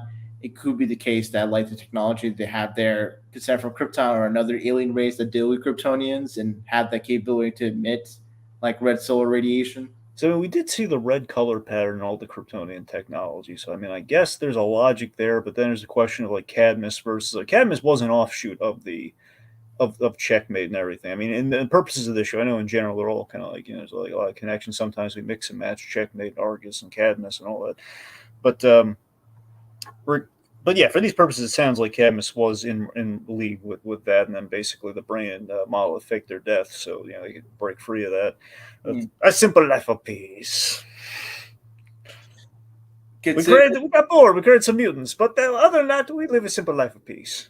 Considering they go in another dimension, this show is not afraid of going. It's kind of like it's like how Grant Morrison took a lot of like this big Silver Age concepts and made them really fresh and contemporary and also Superman. I love how Grant Morrison writes Superman. By the way, everyone's always glowing about his Batman stuff. For me, it's less Batman. I love how he writes Superman. I think for this, it's like the show is it's kind of like a mix of Silver Age and Bronze Age, and just put in contemporary times.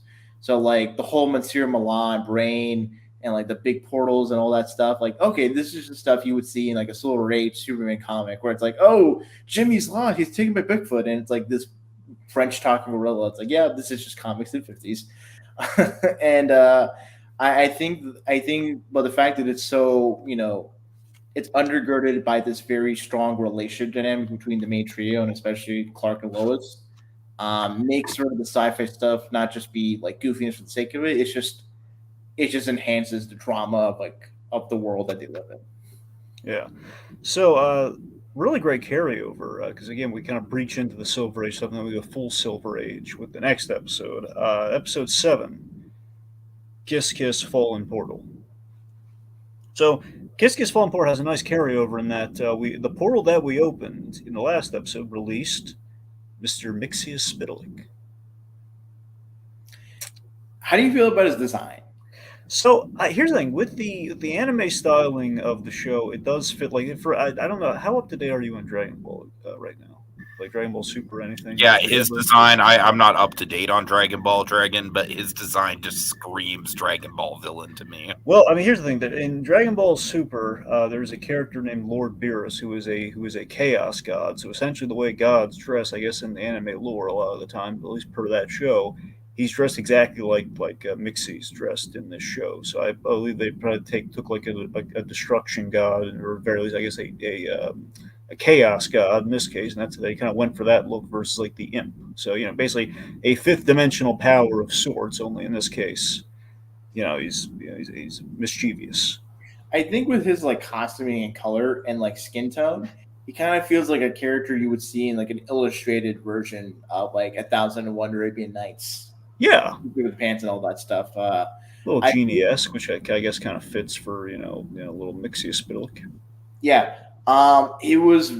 Well, what I'll say is that it was really bold for this show to go as like far as it did. I did not expect to see Mixie at all in this first season. I didn't expect them to hit the multiverse in episode 7. I know, right? You don't expect it. Also, like the League of Lois Lanes. That's such a Silver Age idea, man. Oh man. The fact that there's like one gender bed, Lois Lane, Lewis Lane. Yeah, Lewis Lane, and then we have like the Jelena Olsen. Yeah. I do appreciate like Lois feeling really insecure. It's like, man, I'm like the like underachieving Lois Lane. It's like the universal fear that, man, we're not where we should be in life, and how do you make that even worse? These are you from all sorts of different multiverses. Look how far you went. Look at how many Nobel Prizes that you got, your Pulitzers and Nobel Prizes that you got. Mm-hmm. It's mostly Pulitzers, but still, I think one of them got a Nobel Prize or something. But the point being the Pulitzer Prizes. But here, I just love the switch here. Where okay, we've gotten these two crazy kids back together per our Tom Mankiewicz inspired love story, and they're about to have their first real date per our slice of life story. And like, I'm so invested in these two crazy kids going on their date in this love story, and then Nixie. It's like, oh god, oh, this is I wonderful. really appreciated when they went to Earth Prime and they went to the museum and there's a bunch of DC Easter eggs. The Doctor Yeah, helmet. the Legion of Superheroes ring, Oh man, the yeah, cosmic rod. yeah. There's like I think there's like a green arrow bow and arrow or like a red arrow bow and arrow in the background, but it's like man, it's this like clearly the creators of the show are like wanting to broach the rest of the DC universe, and they're starting with Superman. And I think was really, really interesting is that like the prime Lois Lane is like, I think like the 40s like Lois Lane from like the Yeah, prime that's the. Superman. It's supposed to be the flesh. I think it's supposed to be the flesh of Superman. Lois is what they're Yeah, prime Lois. I think I that's what's think. right. And I think and I love like when Mr. Mixes just like has Clark go through all the different animated versions, and you get to see classic DCAU Superman. You know, a lot of people are really ticked off about that. By the way. Really, why? Yeah, well, I think. Well, here's the thing. I guess when I say a lot of people, I mean like the people that just can't get behind My Adventure Superman. Basically, the people are always like, "I like the other one better." Those people like seeing that really inflamed them. Apparently, the whole thing of like, and you're just gonna have like a little lip service to '90s Superman there, and then Lois in like the little hall Lois Lane's like a little hologram. Like that's all you're gonna do for him? Nah. Yeah, that sort of Yeah. thing. But again, they're missing the point. Just the fact you have Flesher, Super Friends, the amateurs, and even a crab. Superman has a crab. Mm-hmm. I love the fact that that like Mrs. Mixes like tricks Superman to helping him, and Which like again feels part of the course with him. Feels very natural, and I love that he gets the hat. yeah, and these like League of Lois Lanes are just duking it out with like the Mixes and it's up to the main three to kind of just trick him into taking his hat off and just defeating him. I really appreciate and I find it really bold that they went this not just a multiverse. That they didn't do Kill Tipsy's in.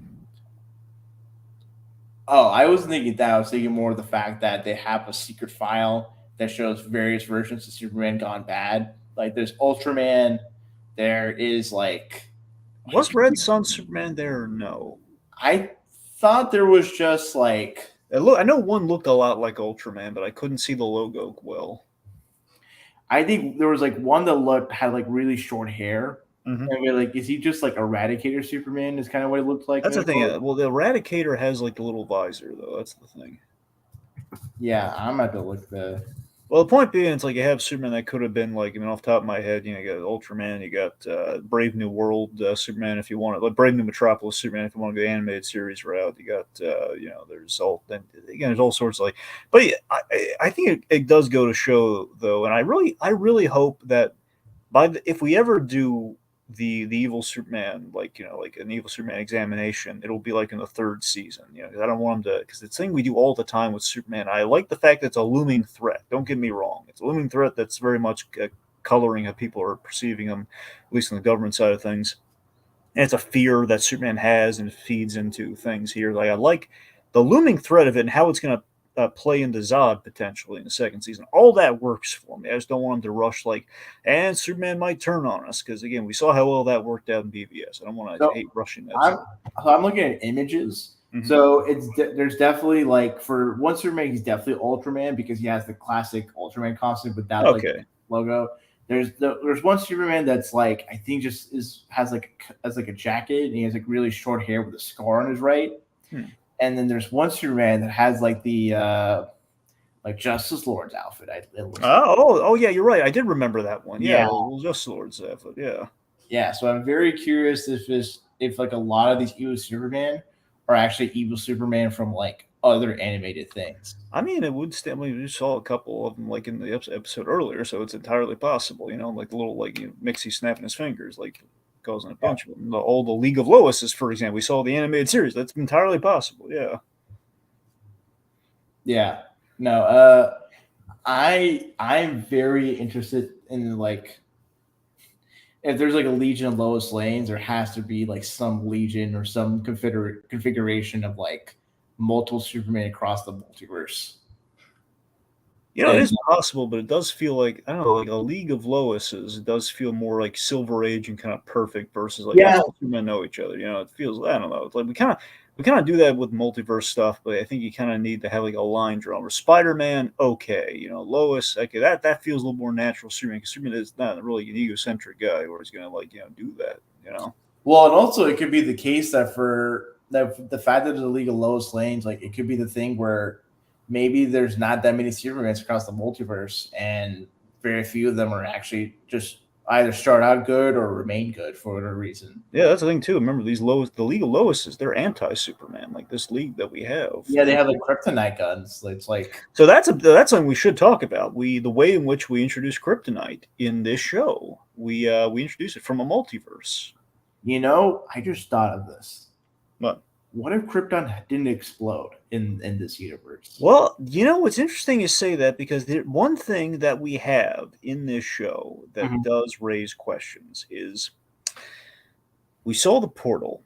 Yeah. And every time when I was watching the show for the first time, I kept wondering, like, how that flashback was, the whole visions that we saw of, like, every time Superman's like touching interacting with Kryptonian technology, we keep seeing like these flashes back to the thing, basically open like the Phantom Zone. I kept thinking it was the Phantom Zone, but it looks more like just a portal than a Phantom Zone, because you have to wonder, like, okay, how would they be able to turn it on and off from where they're at? And initially, my thought was, something stopped that invasion the first time. Now, my assumption was that, okay, what stopped the invasion was Krypton blowing up. Like, they were around Krypton, they were probably doing an invasion, blew up, and that kind of stopped that. But we opened it up later again, and there was another ship. Now, presumably, Brainiac is like getting them these ships, and that Brainiac is the technology behind the ships and everything. So even if Krypton had blown up, he's providing that. But again, it's not a certainty, though. But remember this, however, I think Krypton did blow up because when Jor-El was trying to convey the background to Superman, but he couldn't formulate it into words, with the language barrier, he showed it to him, and we saw Krypton blow up. So I presume that Krypton absolutely did blow up in this show. But you're right, we don't know 100%, but just based on that, I'm thinking it did. Well, considering how much it takes from Silver Age Superman, like Argo City as a like maybe Krypton exploded, but maybe all the Kryptonians that survived were in Argo City. And now that's the thing too. Argo is always like that weird hanging chad for me. Like, we have like the last son of Krypton, and yet we have like Argo City, and we have all the new Kryptonians. Kandor. Kandor. It's like. But Kandor's one. Kandor, like the Bottle City. Okay, Kandor's one. Kandor's like the exception, but everything else, it's always like we cheapen like the last. For example, this show does not need Supergirl. For example, we don't need it. Well, you do know that she's cast, that she's going to be in this show, right? Wait, really? She is? Yeah, there was actually a leak of and people were like, oh, when is these characters going to show up? And Supergirl was leaked to be in the show. But since she's doing so up in season 1, the speculation is likely she's going to show up in the second season. Okay, I'll give you this. All right, even in this episode, we mentioned, I think it was Gillian Olsen or whoever, but we have like a little mention of Comet the Super Horse. So a little nod to Comet the Super Horse. So given the Silver Age ties, okay, maybe I was a little harsh on the Supergirl thing. Potentially that could work and that could fit, but it still feels like for a young Superman, you don't want a Supergirl in there. But then again, Smallville did it, so who knows? Yeah, I remember Kurt Busiek, I think, tweeted about like how Superman can still be the last son of Krypton, and you have like Zod and Kara and all of them. Is that in the sense that like. Well, Supergirl's like the last daughter of Krypton, so that's fine. Fine. But for the other Kryptonians that survived, like on Argo City or Kandor, or even the Phantom Zone, it's the case of like Superman is the last son that's born on the planet Krypton. And so for any Kryptonians that survived and set up shop in New Krypton, like they can't. It's sort of the thing where like he is the last of that homeland, and kind of like the Moses thing where it's like. They left their homeland, and then when they come back, it's sort of renewed as Israel. So for like a new Krypton to come into play, I think it'd be very interesting for like whenever the Kryptonians do show up in full force in the second season, if maybe they see Superman as kind of like, oh, he's the one that'll lead us to the promised land. And maybe Clark is going to be resisting that because he doesn't really feel connected to Kryptonians. And that's going to be a bit of the drama in the second season. Well, we'll see. But a lot of that seems like we might be running before we're walking if we go that far away. Because then we're getting into some invincible territory. I don't know. It still feels like that's on like down the line. Like something you do probably like season 3 or 4 maybe. I mean, we hit the multiverse in like the 7th episode. You're right. I mean, I don't know anything apparently, given the fact that we're doing like Mixie and multiverse by episode 7. So who knows? Anyway, but the fact of the matter is, we introduce Kryptonite through the multiverse here, and we have like a little war plot point, and we reveal potentially Superman has a potential for evil, and we have gifted Lois Kryptonite, and Mixie's just loving every minute of it. That brings us. Oh, by the way, of course, I want to belabor this point. We have the spectacular first kiss of the insecure couple, and they go out for coffee amongst their date. All of Superman freaking out over the perfect date and everything. That's great. Okay, that brings us to 8. 0 Day, Part 1. So, I love how we introduced the super hearing. We introduced it in a really cool way, and I was wondering when we were going to get the super hearing, because we had that bit earlier a couple episodes ago where, like, Clark, she's yelling at him, but he's not hearing her, so logically, that would be a problem. But what if he hasn't gotten a super hearing yet, and we have a whole episode dedicated to it? Like, lo and behold, he's now... We've hit upon one of the great things with Superman, with the in quotes unwritable character, like the struggle of like, you know what, Superman's always such a difficult character, right? He's overpowered, you know, he can hear everything, but like that's the thing, he can hear everything. So now it's like it's a young Superman who's eager and like, yeah, I can save everyone. I can hear the world's troubles, and I can try and say we have 24/7 Superman, which logically would drive a person nuts. Yeah. We explored that, and it was like, finally. And you can tell that Superman is not like super powerful because he gets really fatigued after a while. As anyone would, you know. Yeah, it's like no, but you get to see that physically rather than just like him complaining about it like verbally. Like he's got like circles under his eyes because he's not getting any sleep. Yeah. So yeah, I mean, it's. I just love that we gave him this, you know, that very realistic struggle of like he's burning the candle at both ends. You know, he's burning himself out, but again for noble purposes. He's trying to help people, and I love that. The thing that we explore in this episode, I think is so great. And again, it's a 2-part episode, and I like that with our 2-parter here, we've really examined like Superman's effect so far in the show with like introducing Superman to the world, where like this is the kind of stuff you kind of wish that you know, Zack Snyder was able to fully explore before killing Superman off per se. In BVS, where it's like we see the media's perception from a distance on Superman, which is like, hey, you know, we love this guy. He's been serving the public interest and everything, but from a distance, it's like one human mistake or so. Like, okay, the guy's obviously fatigued and he's making some innocent mistakes here, but you know, like he's tearing up some pavement with a sloppy landing, and suddenly we turn on him like the drop of a hat. It's like what the Joker like warned Batman about in the Dark Knight. You know, they'll turn on you in an instant, sort of thing. Like the public they'll turn on a hero instantly because they've been coddled. They like, our problems will be solved. You know, we want somebody to be perfect. You know, we want him to be a messiah, essentially. We want him to be a saint. You know, it's like the whole Mr. Rogers thing. You know, we can't put too much. You know, we can't expect sainthood from a living, breathing person, even if they do seem spectacular, you know, but we will turn them on a drop of a hat in a modern landscape. That's more of a Spider-Man thing. Well, sure. I mean, yeah, you're right. There's very much like the whole, like, you know, eventually they will hate you sort of thing. Kind of. Oh, I was talking about the whole spectacular thing, but that too. Oh, yeah. No, you're right. There's definitely that. But yeah, it's the fact they turn on him in a day, in like a modern context. Like in the modern day with Superman, like again, if like one bad day were filmed on the guy, if he was just having a slightly off day, like comment sections would be like, "Oh, Superman, we don't need him anymore. We hate this guy. He was never good from the start." Yeah, and I think with Vicky Vale coming into the picture and just kind of her. Yeah, it's very interesting having her be as she is in contrast to Lois, because usually Victor Vale isn't kind of like is it really depicted as like a slimy, like will get what she wants kind of No, approach? she's look at Vicky Vale. Ultimately, is just a Lois Lane knockoff. That's ultimately what her role was in the comics, at least initially. So. But you're right. So, like making her kind of the hero Lois Lane, and interestingly, I like when you look at Vicky Vale and Perry White, especially in their youth, when they have like little gag picture of like, okay, look, she's got the big trophy, he's got like the little like second place ribbon or what have you. I think what they're conveying, and you can tell me if I'm wrong here, it feels like they're the model of Jimmy and Lois. Like back in the day, it was maybe like a Jimmy Lois dynamic, which also shows the potential of Jimmy Olsen, which we kind of like hint at the very end of this season. Jimmy has potential. No, that's a good observation. Yeah. Yeah. It kind of makes things interesting then for Vicky Vale to be sort of contemporary of Perry White, and considering she's from Gotham. She's still in Gotham in this episode. Yeah, she basically used the little excursion here to get a promotion in Gotham. Yeah, I'm really interested if ever Batman shows up in this show. I guess he'll probably be how in a lot of like versions of Superman when he's in his earlier years. Like Batman is kind of the one who's been been a superhero for a while before Superman comes into the scene.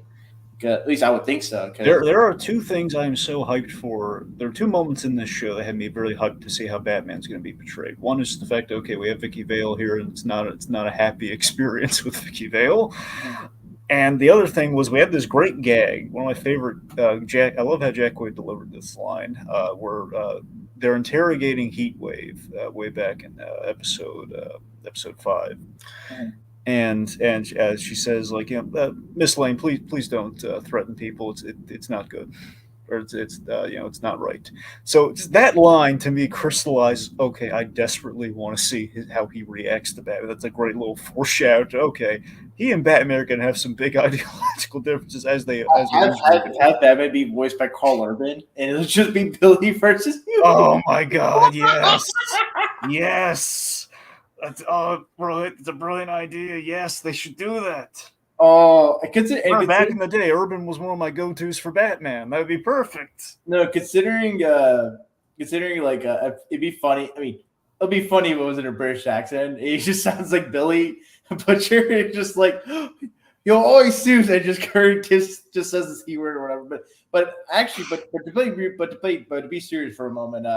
Considering how Carl Urban just did a great job with Judge Dredd, and Dredd, just imagine that performance. I know exactly. I'd say Carlman's a great actor, and I think he'd actually be really good as best. I mean, especially in animation for this version, he could be really good. But regardless, the fact that we've kind of teed up we're built around this DC universe. You'll notice we're very skimpy on the Batman, with the exception of the mention of Vicky Vale. Now, it would suggest that.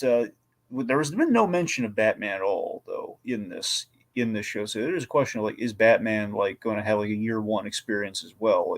Were he introduced in the show? Because they might be going the route of because think about it. The gag earlier on Flamebird is that Jimmy Olsen's predicting a lot of the stuff. He's calling a lot of stuff that actually is in the DC universe, but it hasn't been introduced fully. We have the starfish from Germany, but we set up Atlantis, but we haven't introduced Aquaman yet. So I think we might be following the suit of Superman is essentially the first hero, like we kind of have in DC. At least, I don't want to get a quibble on things here, but at the very least, we're introducing him first, and perhaps the other heroes will follow in that vein. Like perhaps Batman would show up in a year one sense, and we'd reveal Aquaman's there, but we never interviewed him. Wonder Woman, who knows?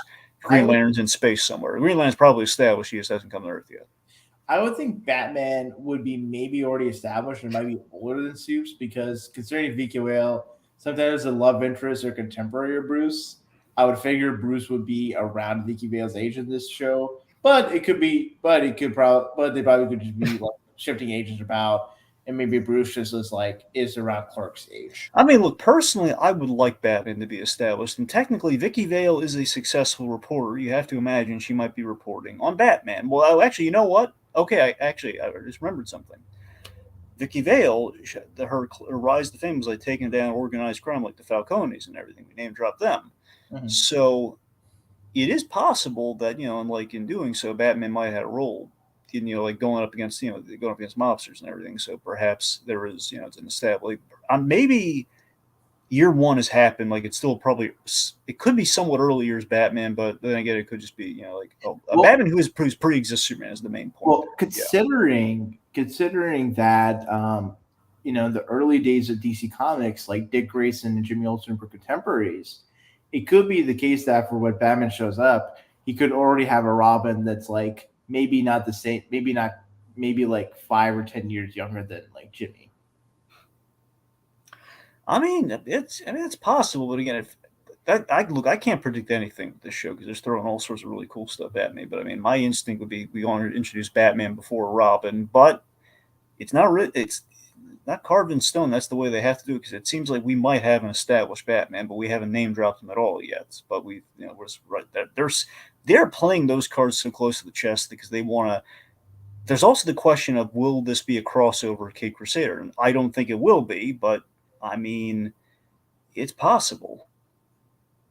And the networks have kind of changed because of the whole, because HBO didn't hold on to the Cape Crusader show because all the Warner Animation shakeups. But I don't know.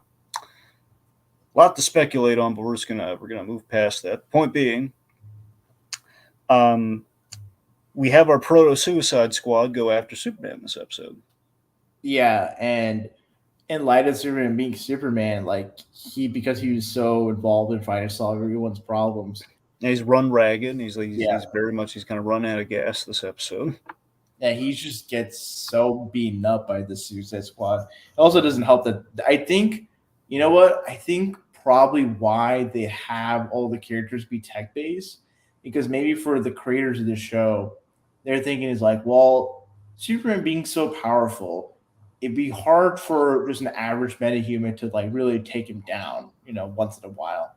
So maybe in their minds, with having the unifying theme of technology being from Krypton, it could be realistically possible for all these villains that are tech based to like take down Superbag. I think that's a really good observation, Rohith. I think that might have been the logic there. I think that's a good idea. Mm-hmm. Yeah. So yeah, I like the idea we have kind of like the Bell Rev collars, which are kind of the precursor to the bombs in the neck. It's not so dark, but it's still like it's kind of like the precursor to a Suicide Squad of sorts. Like we've taken it's kind of a combination of the Suicide Squad and the Superman Revenge Squad to some degree. Yeah. I really like how we used Mist to take advantage of Superman's kindness to save his sister and everything from the General, in which it was all a ploy to entrap him in a really cruel way.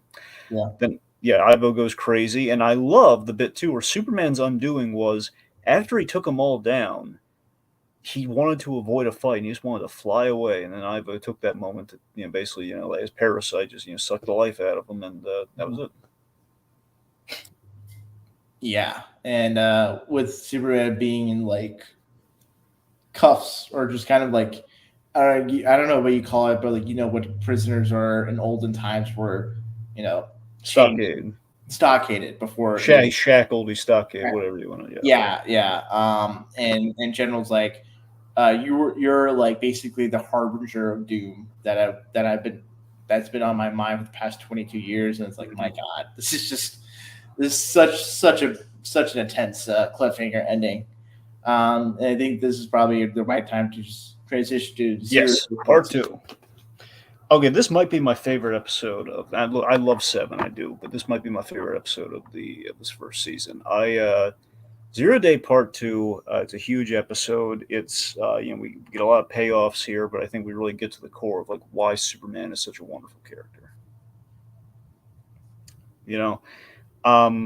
I guess to build to it a little bit. So we have the General's backstory, in which we have a really human moment with Sam, where he's like presumably on the phone with his wife, who I believe is now passed, but back then, with his wife, probably with a 1-year-old infant. Because we say how old Lois is. Yeah. So he and Waller, they're in like boot camp, I think. They're either in boot camp or like in an outpost, because I forget the thing. They're in the outpost, and like Amanda Waller is like chastising Sam for like just having a personal call when they're busy like observing this like alien phenomena. Yeah. So so they're in boot camp, but yeah, I like the interplay between them, and they feel very, very realistic. And then I suspect is General Zod is using either the Phantom Zone or Phantom Zone projector tech or whatever we're calling this thing that brings the ship and basically does an invasion. He basically tries to invade, and we have all the Kryptonian tech that they will then have in their possession that the Live Wire steals, and then gets into the inner gang and so on and so forth. The event happens, and like everyone dies but them. That's really dark. It's not just like an old attack that happened. Like that's what traumatized them. Sam Lane and Amanda Waller were like the last one standing. Mm-hmm. Gave him serious PTSD and gave him a crusade for 22 years that distanced him from his daughter. Yeah, no. Superman has shown all of this, by the way. Yeah. So he too was traumatized. And I thought it was such a powerful moment where he's like in tears, realizing, oh God, it's basically Iron Giant realizing I'm the gun. It's like, why would they do that? And it's such a human moment. And even shakes the general, like, what if I'm wrong here? Like, what if like logic wise? When I was first watching the episode, I was calling BS amidst this backstory thing. Okay, come on. How is he? The guy was wearing a mask and he has no face. How does he know? I mean, yes, he has a cape, but that doesn't tell him anything. But Lane called him, like the general called himself out here, like, well, age-wise, it wouldn't, the numbers wouldn't match up at all. It would have been like an infant by then. That wouldn't make any sense. And then Waller's like calling him into question. Yeah. So yeah, I like how we're covering all our bases in the writing here, and we're adding kind of like the Iron Giant parallels here with that the realization that I'm an invader. I'm dead. I'm deadly. Let's see. So Amanda Waller, she does this really shady move that's like Waller to a T. She senses weakness in the general, and she basically takes his job by initiating a breakout, and also risk killing him too, which is really cool. Like, they could have easily killed him in this breakout, which is really, really mean. Yeah, no, it's very, very much like Waller to manipulate the situation to her advantage. And have you played Jedi Fallen Order or Jedi Survivor? I have not. Okay, do you happen to know like any of the people that are involved in those games? Well, I mean, I know the Cameron Monaghan character. So there's one voice actress on those two games. Mm-hmm. She plays like a former Jedi that meets around with Cameron Monaghan's character Cal. Her name is Deborah Wilson, and she's the voice for Amanda Waller in the show. Oh, yeah, cool. Yeah, so we have this thing where Superman just doesn't have any fight in him, where he's just so despondent right now. But then he hears like Lois calling for him, and we have this moment where I like the payoff with the kid. By the way, we had like Flip Johnson, which I think is like a modern update on like just kind of like a source that Clark might have had in the comics. Well, no, because in the comics, there was, at least because when Jack Kirby was not writing Superman, but like Superman adjacent titles, in the Fourth World and all that stuff, like. One of the creations that he made was called the Newsboy Legion. Mm-hmm. I think that was affiliated with Jimmy Olsen, or it was kind of like how like Sherlock Holmes has like the Baker's Boys or whatnot. So it's kind of like people that are lower socioeconomic, like kids that would be tips and sources for Jimmy Olsen or any reporter in the Daily Planet. And it's kind of like not the Newsboy Legion, but the News Kid Legion, and it's definitely and the fact that these kids are like really invested in trying to help out Superman or find Superman and like give support to him. Really, it gives the vibes of the second Spider-Man movie and like the end of Miss Marvel, where like a whole city gives thanks and support, and that gives like the power and like a second win for the hero to like really make a difference in a big final fight. Yeah. Let's see, what was I? Oh, right. So, but yeah, so it's really nice that the kids, like, Superman saved us, and she wanted to return the favor, and that kind of brings us to him really opening up to Lois and just saying he found out this terrible thing about himself, and she really gives him she and Jimmy give him the support that he needs, and then we have for me the moment that gives me chills from this show. Him going up against Parasite, and then like the people of Metropolis, thanks to Superman's best friend. I love that announcement from Jimmy. I'm Jimmy. You may know me as Flamebird, but I'm Jimmy Olsen. I'm Superman's best friend, and he needs your help. And all the people in Metropolis coming together and like shutting off the power to. And here's the thing: I'm a little tired of all the kaiju's in the DC stuff, but and especially after Man of Tomorrow, the anime movie, which had a giant kaiju parasite. I love.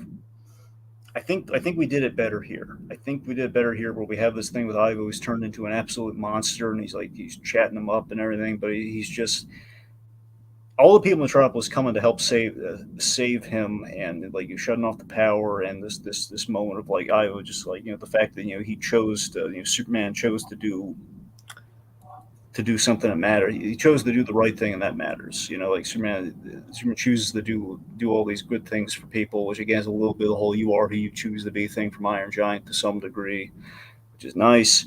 And it's just this big rallying moment of like him using his super hearing all the people in Metropolis, saying like in gratitude for all the good things that he's done. They help him take down the bag. They save him for a change, and he gets the X-ray vision right at the just the perfect moment. We didn't do like a comedy thing where like he's getting like an awkward like teen face or something. He's it's this moment where he sees right where the bad guy is, and he has this awesome moment where it's just like, "Don't you read the paper?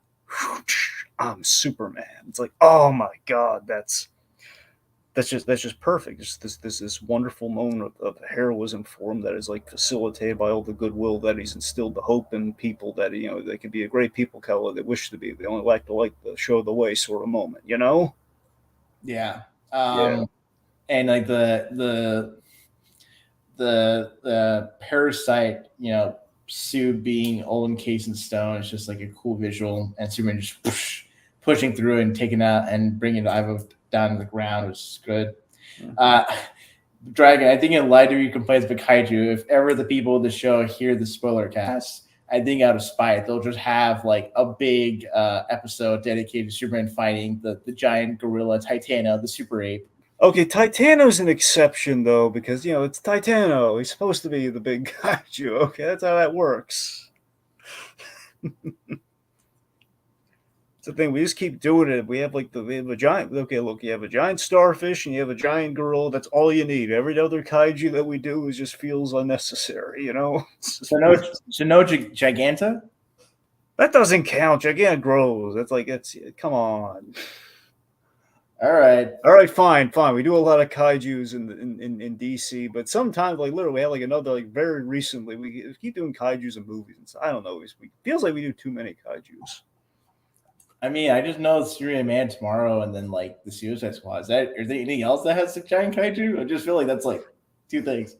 Well, I mean, here's the thing. I'm looking at other things too, like Ant-Man, but I don't want to. I'm trying to think of the DC examples because I know there's been other kaiju stuff. Like I think Green Lantern, we do a bunch of kaijus in it as well. I mean, there's a big metal robot in Doom Patrol that it's like that. I think the brain or like Cliff is like operating.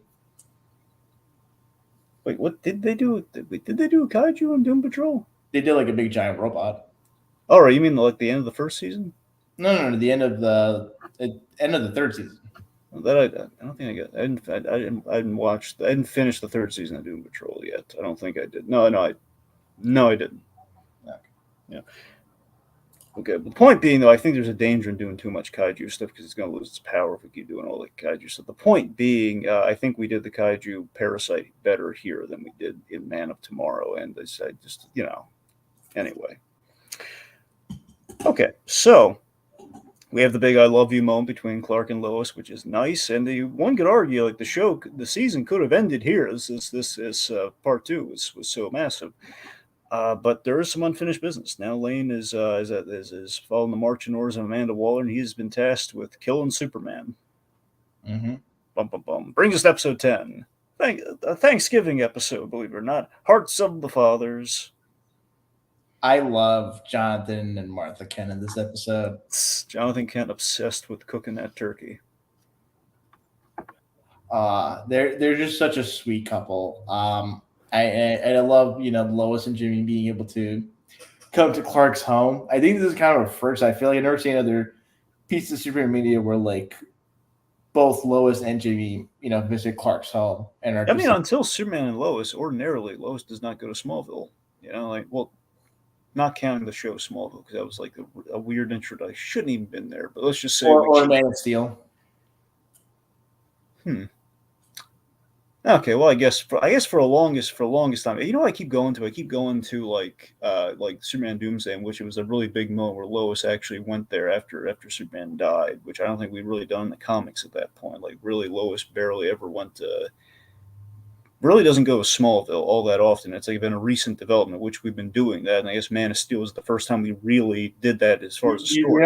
You know why she doesn't do that? I'll tell you a reason. Here's the funny reason: is because she calls Clark Smallville, and it would just get old really fast. She just sounds like, "Why are you calling him the name of our town? We're all from." That's a good point. That's a good point. The town turns on Lois, and they all call her Metropolis.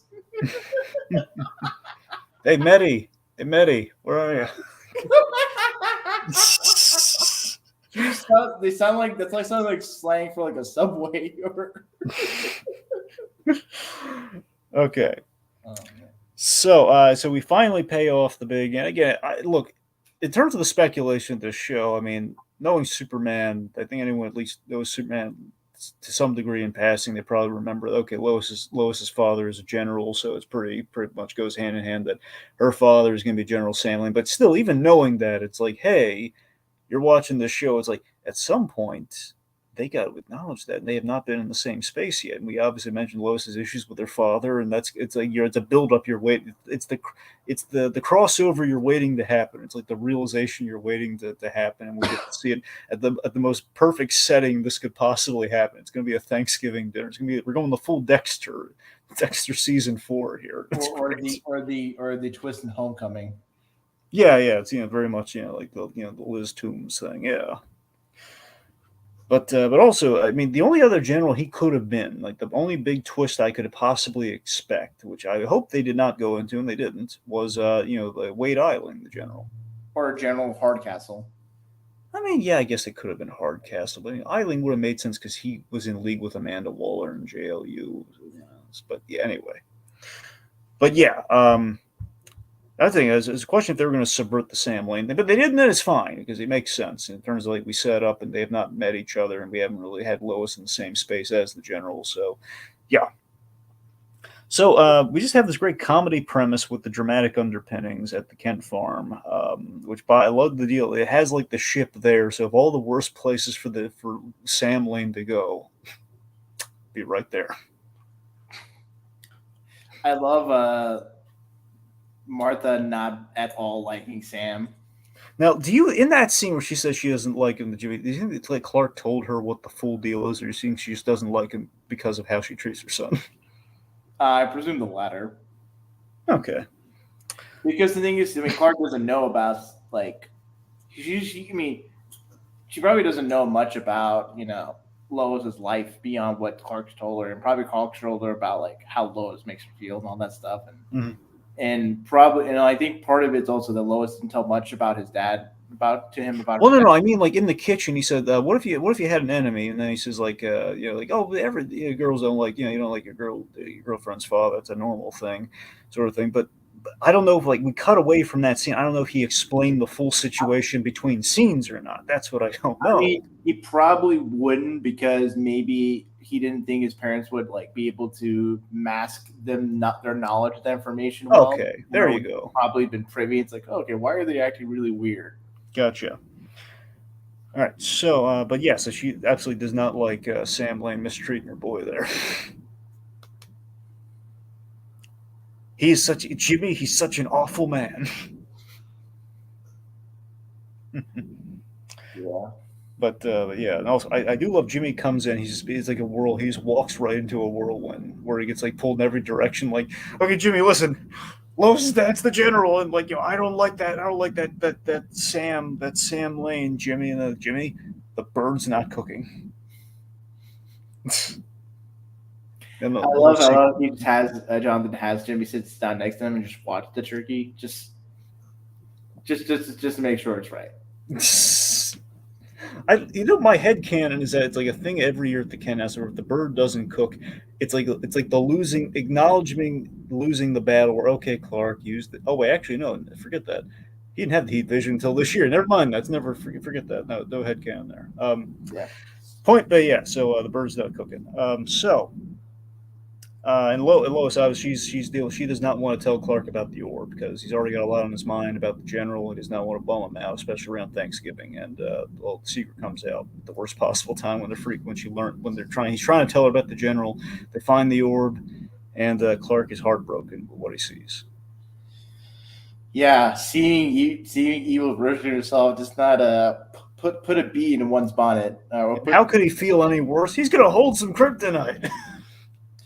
Oh man, I love. It's really fascinating how kryptonite affects him.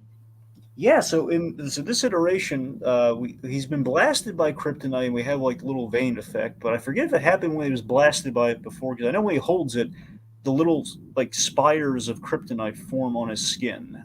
Do you remember that happened when he got blasted by it last time? I think it did. Yeah. Okay, well that's interesting. The fact that now I am puzzled by the kryptonite thing is kind of a mystery. I mean, that's like a season 2 thing. I'm sure we're going to find out. But think about this: Sure.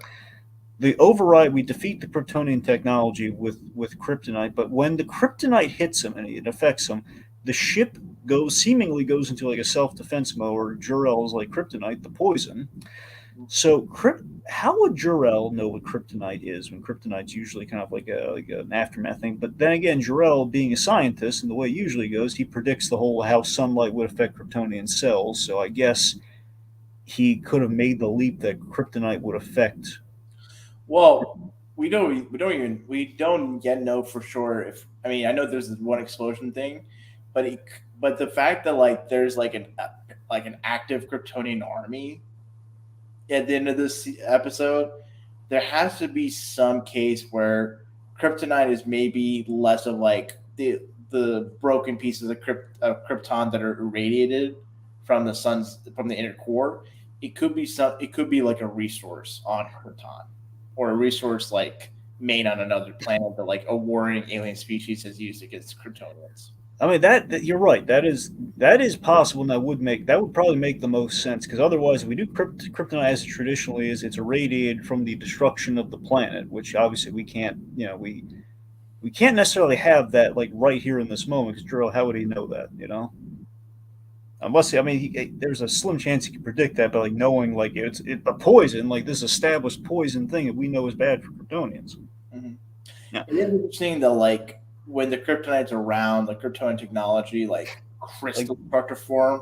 Yeah, I think someone from the show made a comment in an interview that like the whole like kind of like when Superman's sick, he has crystals forming around his face. It makes it's supposed to be like they took inspiration from like The Last of Us in regards to like the cordyceps. Yeah.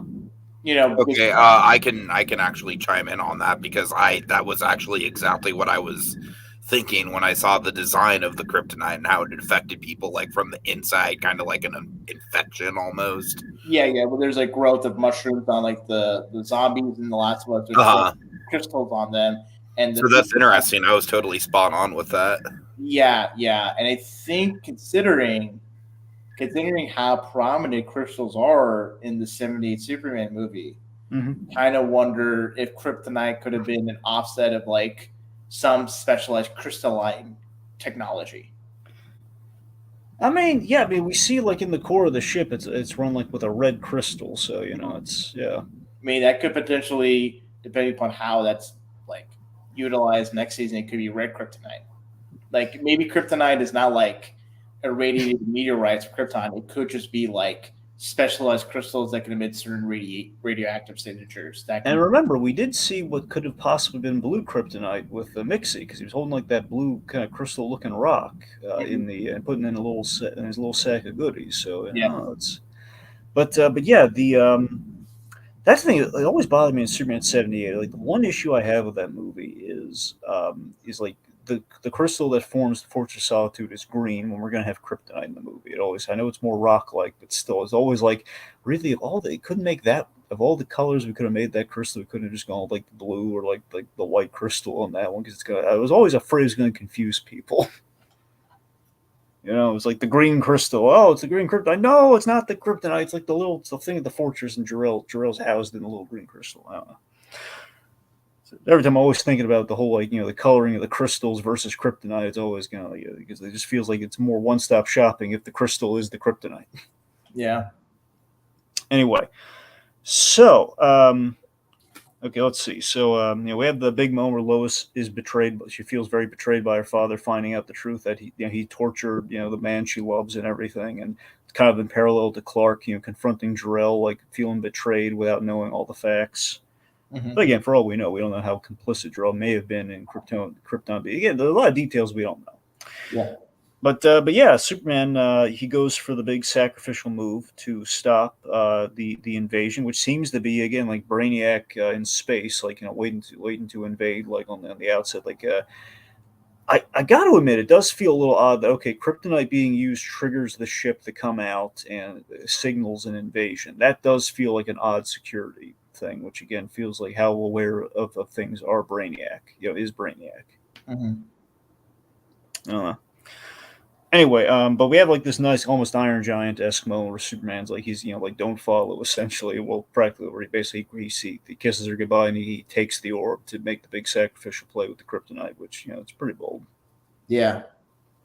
I gotta tell you, I was so moved by Jor-El's last scene in this because I'm a sucker for the Donner cut Superman 2 and the fact that we get all the Brando scenes in that movie, and we have like the big goodbye scene that we do not get in the Lester cut. And the point being, I love how in this. I don't know if this is the last time we're going to see Jor-El, at least via the crystals and everything, versus like a flashback or what have you. But I thought this was so powerful. The fact that Jor-El, in his last moment, he sees his son there as the ship's about to blow up, and he saves him one last time to give Clark an idea of what actually happened. He puts him like a little pod, and he musters in English, Kal-El, my son, live. Like he gives him the only information that he can give him, that is really all he needs. Here's your name, you were my son, go live your life, and basically which would translate to this is how I saved you, I'm going to do it again.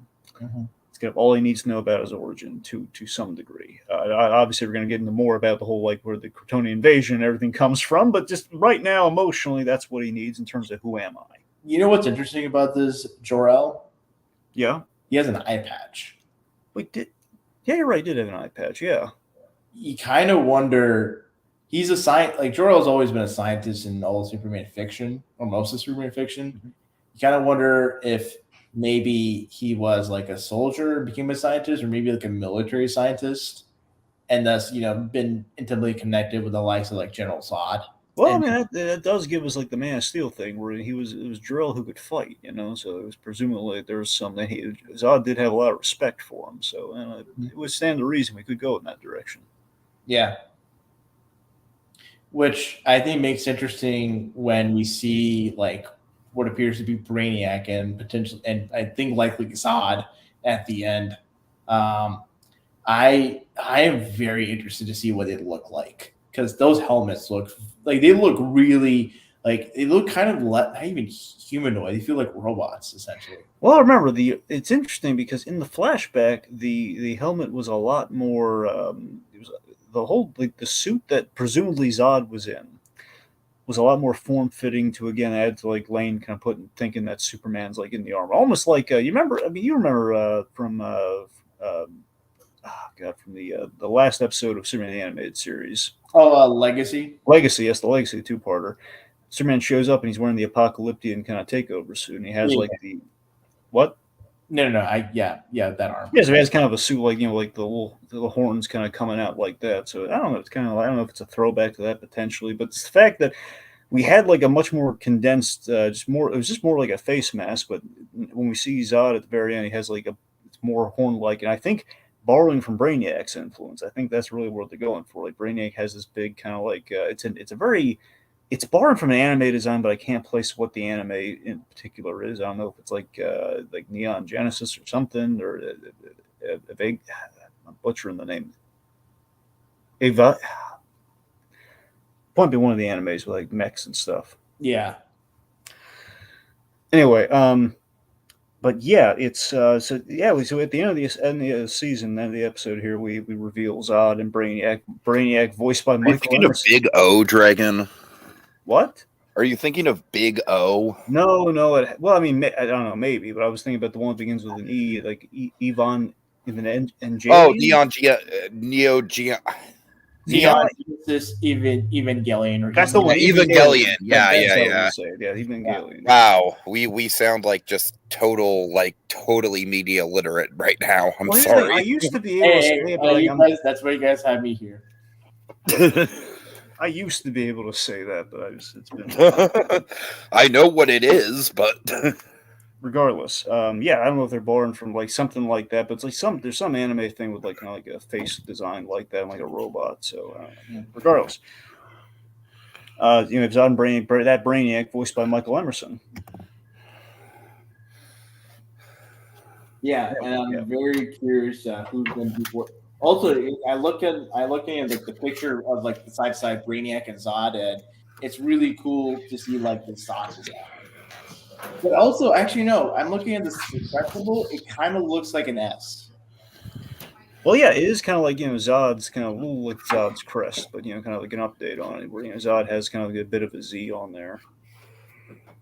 Yeah, what's funny is that I looked when you Google like the like Nemesis symbol. I'll just so the Nemesis symbol it's in Greek. It's like a down arrow with like two Z's that are connected to each other. And considering Zod is like starts with a Z or a Z in like the Brits, it's kind of an interesting, thing that like he's called Nemesis Omega. And Omega, you think of like Dark Side and the Fourth World. So there is going to be it's kind of interesting that this show is like is really taking a lot from like Jack Kirby's contributions to the character of Superman, which I think Superman animated series took a lot from, especially with like Dan Turpin and the Fourth World stuff.